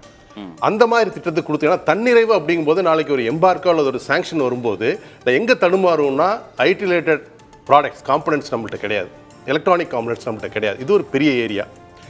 ரெண்டாவது வந்து மெடிக்கல் டெக்னாலஜி. இன்றைக்கி நம்ம சிடி எக்ஸ்ரேலாம் பார்க்குறோம். India doesn't make CT detector. X-ray tube கிடையாது. இன்னும் எந்த ஊரில் போனாலும் எக்ஸ்ரே மிஷின் இருக்கா, நான் எக்ஸ்ரேயோட டியூப் நம்ம இம்போர்ட் தான் பண்ணுறோம். நாளைக்கு சாங்ஷன் போட்டாங்கன்னா இந்தியாவில் இருக்கிற எல்லா எக்ஸ்ரே மிஷினும் டவுன் ஆயிரும். அதை ரீப்ளேஸ் பண்ண முடியாது. இது பல தடவை நம்ம பேசியிருக்கோம். ஆனால் வந்து இதுக்கு இதுவரைக்கும் எந்த அரசாங்கமும் வந்து ஒரு குறிப்பிட்ட நிதியை ஒதுக்கலை. அப்போ இது மெடிக்கல் டெக்னாலஜி டிபெண்டன்ஸ் இருக்குது. நம்மள அல்ட்ராசவுண்ட் ப்ரோப் நம்ம பண்ணுறது கிடையாது, எல்லாம் இம்போர்ட் தான் பண்ணுறோம். நிறையா சென்சார்ஸ் இம்போர்ட் தான் பண்ணுறோம். ஸோ அது ஒரு கோர் ஏரியா. ஹெல்த் கேர்னு பார்த்தீங்கன்னா அவங்க ஹெல்த் கேரில் வந்து டெலிவரி பற்றி பேசுனாங்க. ஆனால் ஹெல்த் கேர் டெக்னாலஜி ரிலேட்டடான விஷயத்துக்கு எந்த இன்வெஸ்ட்மெண்ட்டும் கிடையாது. ஸோ ரெண்டாவது விஷயம் medical technology, aircraft related things and electronic components. இந்த மூணு வந்துருச்சுன்னா இந்தியா ஒரு வல்லரசு ஆகலாம். இந்த மூணு முக்கியம். இந்த மூணுமே நம்ம வந்து வெளிநாடுகளை நம்பி இருக்கிறோம். அதுக்கு எந்த விதமான ஒரு அறிவிப்பு இதில் இல்லை. மற்றபடி பார்த்தீங்கன்னா இது பெருசாக வந்து இது ஒரு 6 ட்ரில்லியனுக்கு எடுக்குமா 8 ட்ரில்லியனுக்கு எடுக்குமா ஒரு பட்ஜெட் கிடையாது. இல்லை, இப்போ பயோஃபார்மாக்கு 10,000 crore, செமிகண்டக்டர் வரவேற்கத்தக்கது. அதான் ஃபர்ஸ்ட் சொல்லும் போது 2 வரவேற்கத்தக்க விஷயம் நான் பார்த்தது. வரவேற்கிறாது ஒன்றும் சொல்ல. பட் இந்த 40,000 crore எங்கே போகுதுங்கிறத முக்கியம். நம்ம இன்டெல் மாதிரி ஒரு சிப் கிரியேட் பண்ண போகிறோமா, என்விடியா மாதிரி ஒரு சிப் கிரியேட் பண்ணுறோமா, ஒரு கிராஃபிக் கார்டு நம்ம கிரியேட் பண்ண போகிறோமா, 5 years வச்சுக்கோம், 10 வருஷம் கழிச்சு இந்தியா வந்து இன்டெல் i7 ஈக்குவலண்டாக ஒரு ப்ராசஸர் டெவலப் பண்ணிடும், இல்லை என்விடியாவுக்கு மாதிரி ஒரு கிராஃபிக் ஆக்சலரேட்டர் கார்டு டெவலப் பண்ணிடும். அப்படின்னா வந்து ஒரு தன்னிறைவு. இப்போவும் பார்த்தீங்கன்னா நம்ம எல்லாமே வாங்கிட்டு இருக்கிறோம். நாளைக்கு வந்து யூஎஸ் சொன்னாங்கன்னு வச்சுங்க, இந்தியாவுக்கு எக்ஸ்போர்ட் பண்ணுற பொருள் எல்லாத்தையும் நாங்கள் வந்து ஹை காஸ்ட்டில் தான் கொடுப்போம். இன்றைக்கி விற்கிற சிப்பு வந்து 5,000 ரூபாய் சிப்பு வந்தாங்க 50,000 தான் இந்தியா வாங்கணும்னு சொன்னால் என்ன பண்ணுவோம் நம்ம? ஸோ அந்த மாதிரியான இன்றைக்கி இருக்கிற ஜியோ பொலிட்டிக்கல் சுச்சுவேஷனை வந்து கருத்தில் வச்சுக்கிட்டு அதுக்கேற்ற மாதிரி ஒரு பட்ஜெட் வந்துச்சுன்னு வச்சுக்கோங்க, மேபி இன்னும் 20 yearsல வந்து இந்தியா வந்து தன்னிறைவு அடையும். அந்த மாதிரியான ஒரு இது இல்லை. பட் ஜனரஞ்சகமாக அவங்க மேடம் சொன்ன மாதிரி அவங்கள பொறுத்த வரைக்கும் நிறையா அவங்க பிரச்சனைகள்லாம் தீர்க்கிற மாதிரி ஒரு budget. Is very happy as chartered accountant. கம்ஃபர்ட்டாக இருக்குன்னு சொல்லியிருக்காங்க. நிறைய கம்ஃபர்ட் இருக்குது. கொஞ்சம் இதெல்லாம் டச் பண்ணியிருக்காங்க. டூரிசம் வந்து பண்ணியிருக்காங்க. வெளிநாட்டில் இங்கே வேலைக்கு வர்றவங்களுக்கு வந்து ஒரு என்கரேஜ் பண்ணுற மாதிரி சிம்பிளிஃபை பண்ணியிருக்காங்க. அதெல்லாம் வரவேற்கத்தக்கது.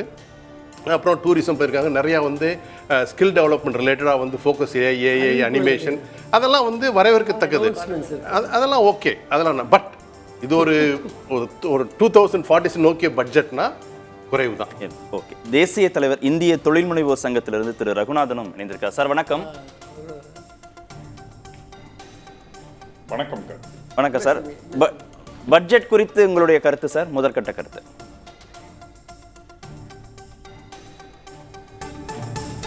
ஒரு திருப்தியான பட்ஜெட்டா இல்லை. நான் எப்பவும் ஒரு கிரிட்டிசைஸ் பண்ற மாதிரி இதை எடுத்துக்க வேண்டாம். உண்மையில் பார்க்கணும்னா என்னுடைய பார்வை வந்து எம்எஸ்எம்இ அல்லது சிறு குறு தொழில்கள் நலனை சார்ந்த ஒரு பார்வை தான் என்னோடது இருக்கும். எவ்வளவு நல்ல விஷயம் இருந்தாலும் எனது பார்வையில் இந்த ஒரு பர்டிகுலர் ஏரியாவை நான் பார்க்குறேன். மக்கள் எல்லாரும் என்ன எதிர்பார்த்துக்கிட்டு இருந்தாங்க அப்படின்னு பார்த்தீங்கன்னா, ஒன்று வந்து கடன் வசதி எளிதாக்கப்பட வேண்டும், அதை பற்றிய அனௌன்ஸ்மெண்ட் இல்லை. பேமெண்ட்டு குறிப்பிட்ட காலத்தில் வராமல் இருக்கிறதுக்கு இந்த ட்ரெட் பிளாட்ஃபார்ம் உதவலை அப்படின்றது ரெண்டாவது. மூன்றாவது, ரீஃபண்டுகள் சரியான நேரத்தில் கிடைக்க மாட்டேன்றது. நான்காவது, R&D சப்போர்ட் கிடைக்க மாட்டேன்றது. யூஎஸ் டாரிஃபிலிருந்து எந்த விதமான நிவாரணமும் 6 மாதமாக வழங்கப்படாத பற்றிய ஏதாவது அறிவிப்பு எதிர்பார்த்தது. ஆறாவது, ஜிஎஸ்டிக்குல சிறு குறு தொழில்கள் வேல்யூ அடிஷனுக்கு தகுந்த மாதிரி ஏதாவது மாற்றங்கள் இருக்குமான்னு எதிர்பார்த்தது. ஏழாவது இம்போர்ட் சப்ஸ்டிடியூஷன், இந்தியாவில் தயாரிக்கும் சிறு குறு தொழில்களுக்கு ஏதாவது சப்சிடைஸ் கொடுக்குறோமா, மேக் இன் இந்தியாவை நம்ம உற்பத்தி சார்ந்த நாடாக மாற்றுவதற்கு என்ன எஃபர்ட்ஸ், அதை பற்றி அறிவிப்பு எதிர்பார்த்தோம். இப்போ 20 வருடங்களுக்கு வரி சலுகைகள் பெரிய நிறுவனங்களுக்கு கொடுக்கறத பார்க்கிறோம். 2047ஆம் ஆண்டு வரை டேட்டா சென்டர்களுக்கு வருமான வரி விலக்கு கொடுக்கறத பார்க்கிறோம். இத மாதிரியான டெக்னாலஜி ரொம்ப இவால்விங் டெக்னாலஜி. இன்றைக்கு பசியோடு இருக்கிறவனுக்கு என்ன உணவு என்பதை பற்றி இந்த பட்ஜெட்ல எந்த அறிவிப்பும் இல்லை. 3 அறிவிப்பு தான் MSME பத்தி இருந்தது. அதுல ஃபண்ட் ஆஃப் ஃபண்ட்ஸ் என்று போன வருடமே அறிவித்தது பெயரை மாற்றி இப்பொழுது புது அறிவிப்பாக வந்திருக்கிறது. இரண்டாவதாக எதிர்பார்த்த இமிடியேட் ரிலீஃப் கிடைக்கக்கூடிய அறிவிப்பு நிச்சயமாக இல்லை என்பதை ஏற்றுக்கொள்ளத்தான் வேண்டும். மூன்றாவதாக பல வகையில் இதை பற்றி பேசி இருக்கிறோம். இந்த செக்டர் வளர்க்குறோம், இந்த செக்டர் கனிம பாலிசியை பற்றி, மைனிங் காரிடாரை பற்றி பேசுகிறோம். மைனிங் காரிடார் அல்லது ஒரு லாங் டேர்ம் இன்வெஸ்ட்மெண்ட் இன்றைய அலோகேஷன் முடிவு பெறுவதற்கு ஒரு 5 ஆண்டு காலம் ஆகலாம், 6 ஆண்டு காலம் ஆகலாம். சில தரவுகளை பார்க்க வேண்டும். நீங்க நிச்சயமா பார்க்க வேண்டிய ஒரு தரவு என்னன்னா, இந்த நாட்டினுடைய ஜிடிபி 4.6 லட்சம் கோடி. இதுல 30% பங்களிப்பு சிறு குறு தொழில்களிலிருந்து வருது அப்படின்னாக்க, இந்த பட்ஜெட்ல அவர்களுக்காக கொடுக்கப்பட்ட ஒரு ரிலீஃப் 10,000 கோடி. இது எப்படி யானையின் பசிக்கு சோளப்பூரி கொடுக்கிற மாதிரி இந்த பட்ஜெட் நிச்சயமாக MSMEயின் பேர் அதிகமாக பேசப்பட்டாலும், ஆனால் MSME சார்ந்த நிறுவனங்களிடம் அவர்கள் பேசவில்லை என்பதைத்தான் காட்டுகிறது. இவர்கள் MSMEயை பற்றி பேசுகிறார்களே தவிர MSMEயிடம் இவர்கள் பேசவில்லை. பேசியிருந்தால் இந்த தரவுகளை ஏற்படுத்தி இருக்கலாம். இப்போ டெக்ஸ்டைல் பார்க்க பத்தி பேசுறோம், புது டெக்னாலஜி வரவுகளை பற்றி பேசுகிறோம். இன்னும் நம்ம லோக்கல் மார்க்கெட்டுக்கு ஒரு சந்தையை உருவாக்குவதற்கு, மார்க்கெட்டிங் உருவாக்குவதற்கு என்ன பிளாட்ஃபார்ம் நம்ம கொடுக்கிறோம்? ஏற்கனவே இருந்த அரசிடமிருந்து எங்களுக்கெல்லாம் கொடுத்து கொண்டிருந்த ஒரு பிளாட்ஃபார்ம் இருக்கு. அந்த பிளாட்ஃபார்ம் இன்னைக்கு வளரவே இல்லை. அப்ப திரும்பி நாங்க அமேசானை நாட வேண்டியிருக்கு, அல்லது பிளிப்கார்ட்டை நாட வேண்டியிருக்கு, அல்லது ஜியோ பிளாட்ஃபார்மை நாட வேண்டியிருக்கு. ஒரு கார்பரேட்டை சார்ந்தே இருக்க வேண்டிய ஒரு அவல நிலை சிறு குறு தொழில்களுக்கு செல்வதை பார்க்கிறோம். இன்றைய காலகட்டத்திலே அவர்களுக்கு எந்த வகையிலாவது நாம் உதவிகளை செய்தோமா? அரசினுடைய அறிவிப்பிற்கும் நடைமுறைக்கும் உள்ள இடைகளை குறைத்தோமா என்பதை பார்க்க வேண்டும். இன்று கடன் வசதி பெறுவது சிறு குறு தொழில்களுக்கு மிக மிக மிக கடினமான ஒன்றாகிவிட்டது. அப்ப அதை எங்க கம்ப்ளைண்ட் பண்றது? ஒரு பேங்க்குக்கு போறேன், நிதி அமைச்சர் சொல்றாங்க, இந்த அளவு நீங்க கடன் வாங்கினீங்கன்னா உங்களுக்கு எந்த விதமான உத்தரவாதமும் தேவையில்லைன்னு சொல்லி அனௌன்ஸ்மெண்ட் வருது. ஆனா நான் பேங்க்குக்கு போறேன், கடன் கேட்கறச்சே எனக்கு உத்தரவாதம் கேட்கறாங்க. நான் எங்க கம்ப்ளைண்ட் பண்றது? யார்கிட்ட முறையிடுறது? எப்படி எனக்கு தீர்வு வரப்போகுது? டிஜிட்டல் ஆன்லைன் பிளாட்ஃபார்மை நான் எப்படி உபயோகப்படுத்துறது? இப்போ ஜிஎஸ்டியை பத்தி நம்ம பேசுறோம், அதனுடைய தரவுகள் சப்போஸ் எனக்கு இது ஒர்க் பண்ணலைன்னாக்க, டேட்டா ஒர்க் பண்ணல அல்லது வெப்சைட் ஒர்க் பண்ணலைன்னா டிலே ஆகுது. எத்தனை முறை நாங்கள் போய் வந்துகிட்டு இருக்கிறோம் அதை சார்ந்த நிபுணர்கள் கிட்ட. அப்ப லேட் ஆச்சுன்னா எங்களுக்கு கொடுக்கக்கூடிய பனிஷ்மெண்ட் எங்க தலையில தான் வருது. மாற்றி அமைக்கக்கூடிய வழிகள், முறைகள் காணாமல் போனதை பார்க்கிறேன். 20,000 கோடி இந்த செக்டர், அந்த sector, pharma sector, medical sector, bio செக்டர்ன்றது ஓகே. லோக்கல் மார்க்கெட் டெவலப் பண்றதற்கு என்ன வழி? இப்போ இந்திய யூரோப்பியன் யூனியனுடைய ஒரு ஒப்பந்தம் பாராட்டத்தக்கது. ஆனால் அது நடைமுறை வருவதற்கு 12 to 18 மாதம் ஆகும். அப்போ அதுவரை எப்படி தாக்கு பிடிக்க போகிறார்கள்? ஏதாவது பினிஷ்டு குட்ஸ் தேக்க நிலை அடைந்தால் அதை ஸ்டோர் பண்ணுவதற்கு நம்ம ஏதாவது இடம் வச்சிருக்கோமா? அந்த கட்டமைப்பு உருவாக்கணுமா? பாராட்டத்தக்க முயற்சி கண்டெய்னர் மேனுஃபேக்சரிங்கை கொண்டு வருது. அதைத்தானே கண்டெய்னர் டெர்மினல் ஆஃப் இந்தியா பண்ணுது. அவங்க இது நம்ம பட்ஜெட் வரைக்கும் வெயிட் பண்ண வேண்டிய அவசியம் இல்லை. என்னை கேட்டால் மாண்புமிகு நிதி அமைச்சர் சிறு குறு தொழில்களை இன்னும் அதிகமாக கலந்தாலோசித்திருந்தால் அவர்களது இன்றைய வயிற்று வலி என்ன, இன்றைய கவலை என்ன, இன்றைய தேவை என்ன, அந்த தேவைக்கு என்ன தர வேண்டும் அப்படின்றது இதுல மருந்து எழுதியிருப்பாங்க. ஒரு டாக்டர் பிரிஸ்கிரிப்ஷன் எழுதுவதற்கு நோயாளியினுடைய குறையை கேட்கவில்லை, கேட்காமலே எழுதப்பட்ட ஒரு பிரிஸ்கிரிப்ஷனாகத்தான் நான் இதை பார்க்கிறேன். பாராட்டுவதற்கு எவ்வளவோ விஷயங்கள் இருக்கலாம், அதை பற்றி நான் ஒண்ணுமே இல்லைன்னு நான் சொல்ல வரல. எனக்கு டிசப்பாயின்மெண்ட்னு சொல்ல வரல. நான் சொல்வது எல்லாம் இந்த பட்ஜெட்டில் இந்த அம்சங்கள் இருந்திருந்தால் மிக சிறப்பாக ஒரு திருப்தியான பட்ஜெட்டாக இருந்திருக்கும். இன்றைக்கு என்ன எதிர்பார்ப்பு மார்க்கெட் விழுந்துருச்சா?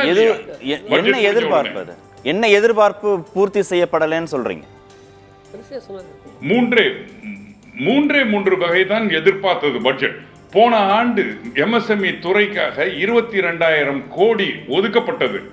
இந்த நிமிடம் வரை கிட்டத்தட்ட 10 மாதங்கள் முடிந்த ஒரு நிலையிலே 7,000 கோடி தான் அவர்கள் செலவு பண்ணியிருக்கிறார்கள். ஏன் 15,000 கோடியை செலவு பண்ணவில்லை? எந்த திட்டம் பலனளிக்கவில்லை? கேள்வி கேட்டோமா? இந்த முறை ஏன் US டாரிஃப் போன்ற ஒரு சில எக்ஸ்டர்னல் பாதிப்புகள் வரும் பொழுது ஒரு ஸ்டாண்டர்ட் ஆபரேட்டிங் ப்ரொசீஜர் மாதிரி ஒரு ரிலீஃப் ஃபண்டை கிரியேட் பண்ணல? ஒரு force majeure relief fund for small and micro என்டர்பிரைசஸ்க்கு ஏன் கொண்டு வரல? ஒரு 10,000 கோடியை அதுல ஒரு ஃபண்டை கிரியேட் பண்ணி இந்த மாதிரியான பாதிப்பு, போர் நிகழ்ந்தால் அல்லது இம்போர்ட் மெட்டீரியல் ஏதாவது டிலே ஆச்சுன்னா, தடங்கல்கள் வந்தால், அல்லது டாலர் எக்ஸ்சேஞ்ச் ரேட்னால உன்னுடைய இம்போர்ட் ப்ராடக்டினுடைய விலை ஏறிவிட்டால், இந்தந்த காரணங்களில் ஏற்படும் விளைவுகளுக்கு இந்தந்த நிவாரணங்கள் உடனடியாக வழங்கப்படும். வங்கியினுடைய கடன் 6 மாத மாரட்டோரியம் தருவோம், அல்லது வங்கியினுடைய வட்டி குறைக்கப்படும், அல்லது டெக்னாலஜி டெவலப்மெண்ட் ஃபண்டு எங்க ஆக்சஸ் இருக்கு எனக்கு?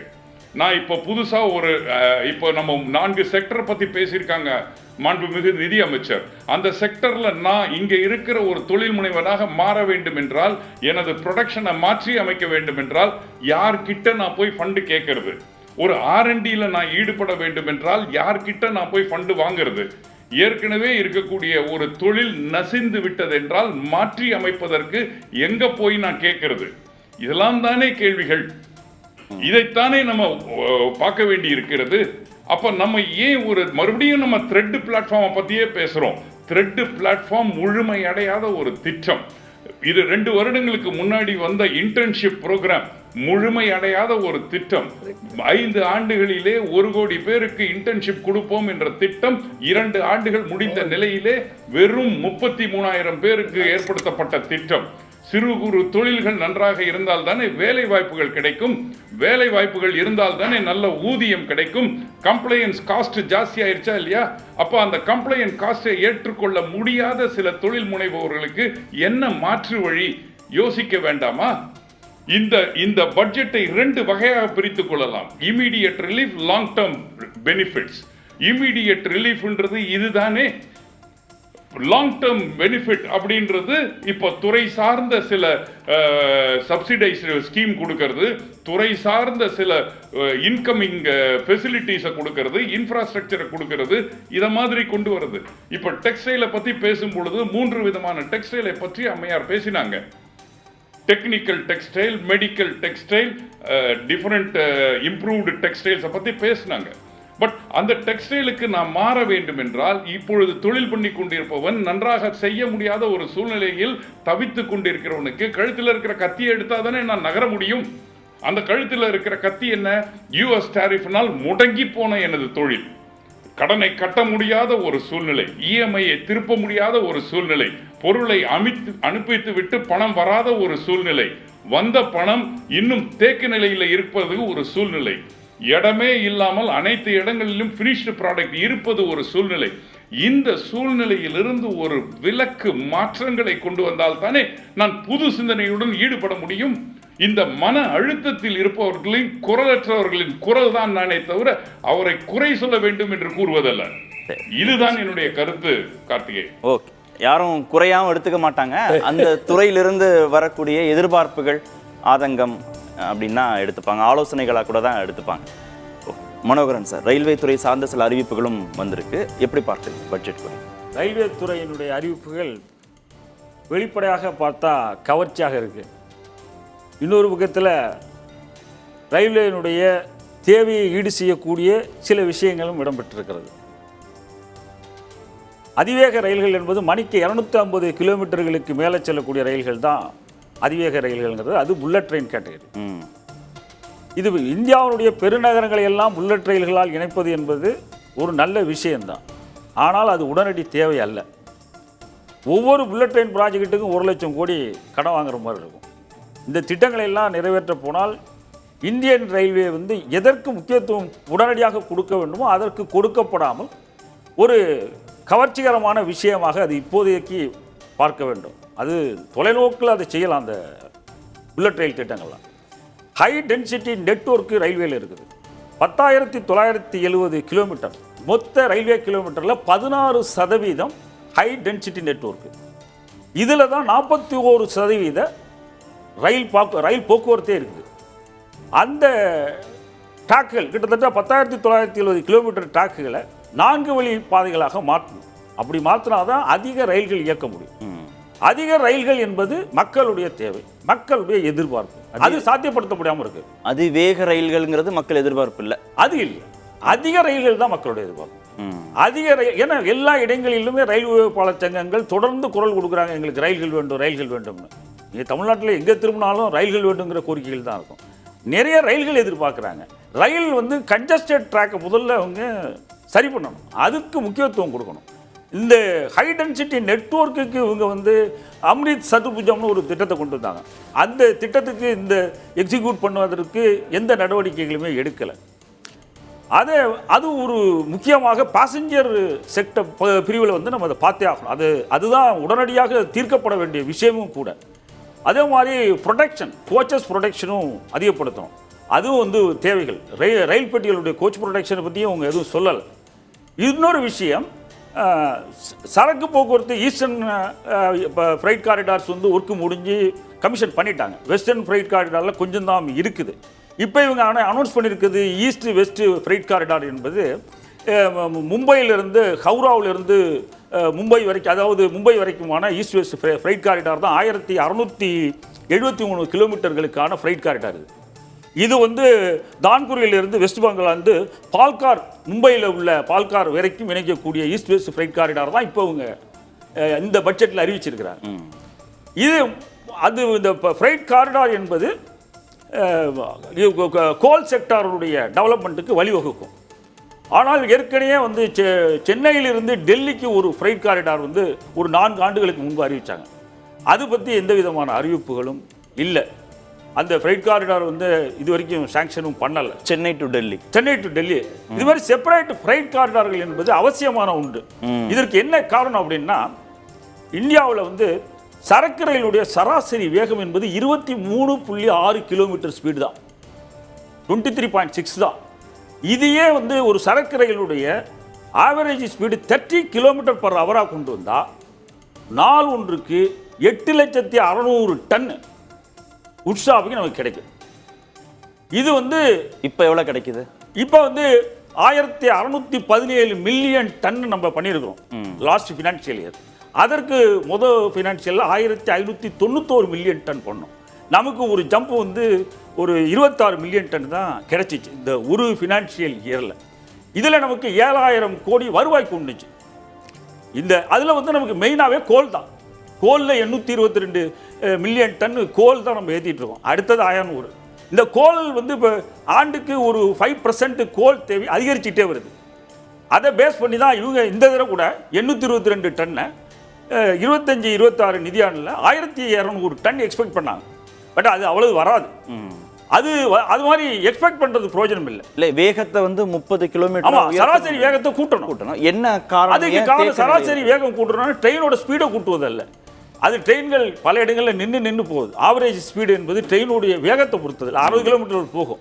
ஆனால் ஸ்டார்ட் பண்ண இடத்துலேருந்து கொண்டு சேர்க்குற இடம் வரைக்கும் உள்ள அந்த ஸ்பீடு வந்து சராசரி ஸ்பீடுங்கிறது, ஆவரேஜ் ஸ்பீடுங்கிறது அப்படி தான். எக்ஸ்பிரஸ் ட்ரெயினுக்கு கூட அப்படி தான் 51 கிலோமீட்டரில் தான் இந்தியாவில் எக்ஸ்பிரஸ் ட்ரெயின் ரன் ஆகுது. வந்தே பாரத் 74 கிலோமீட்டர் ஸ்பீடில் தான் வந்தே பாரத் போயிட்டு இருக்கு. ஆனால் மணிக்கு 120 கிலோமீட்டர் ஒரு இடத்துல போகும், பாக்கி இடத்துல போகாது.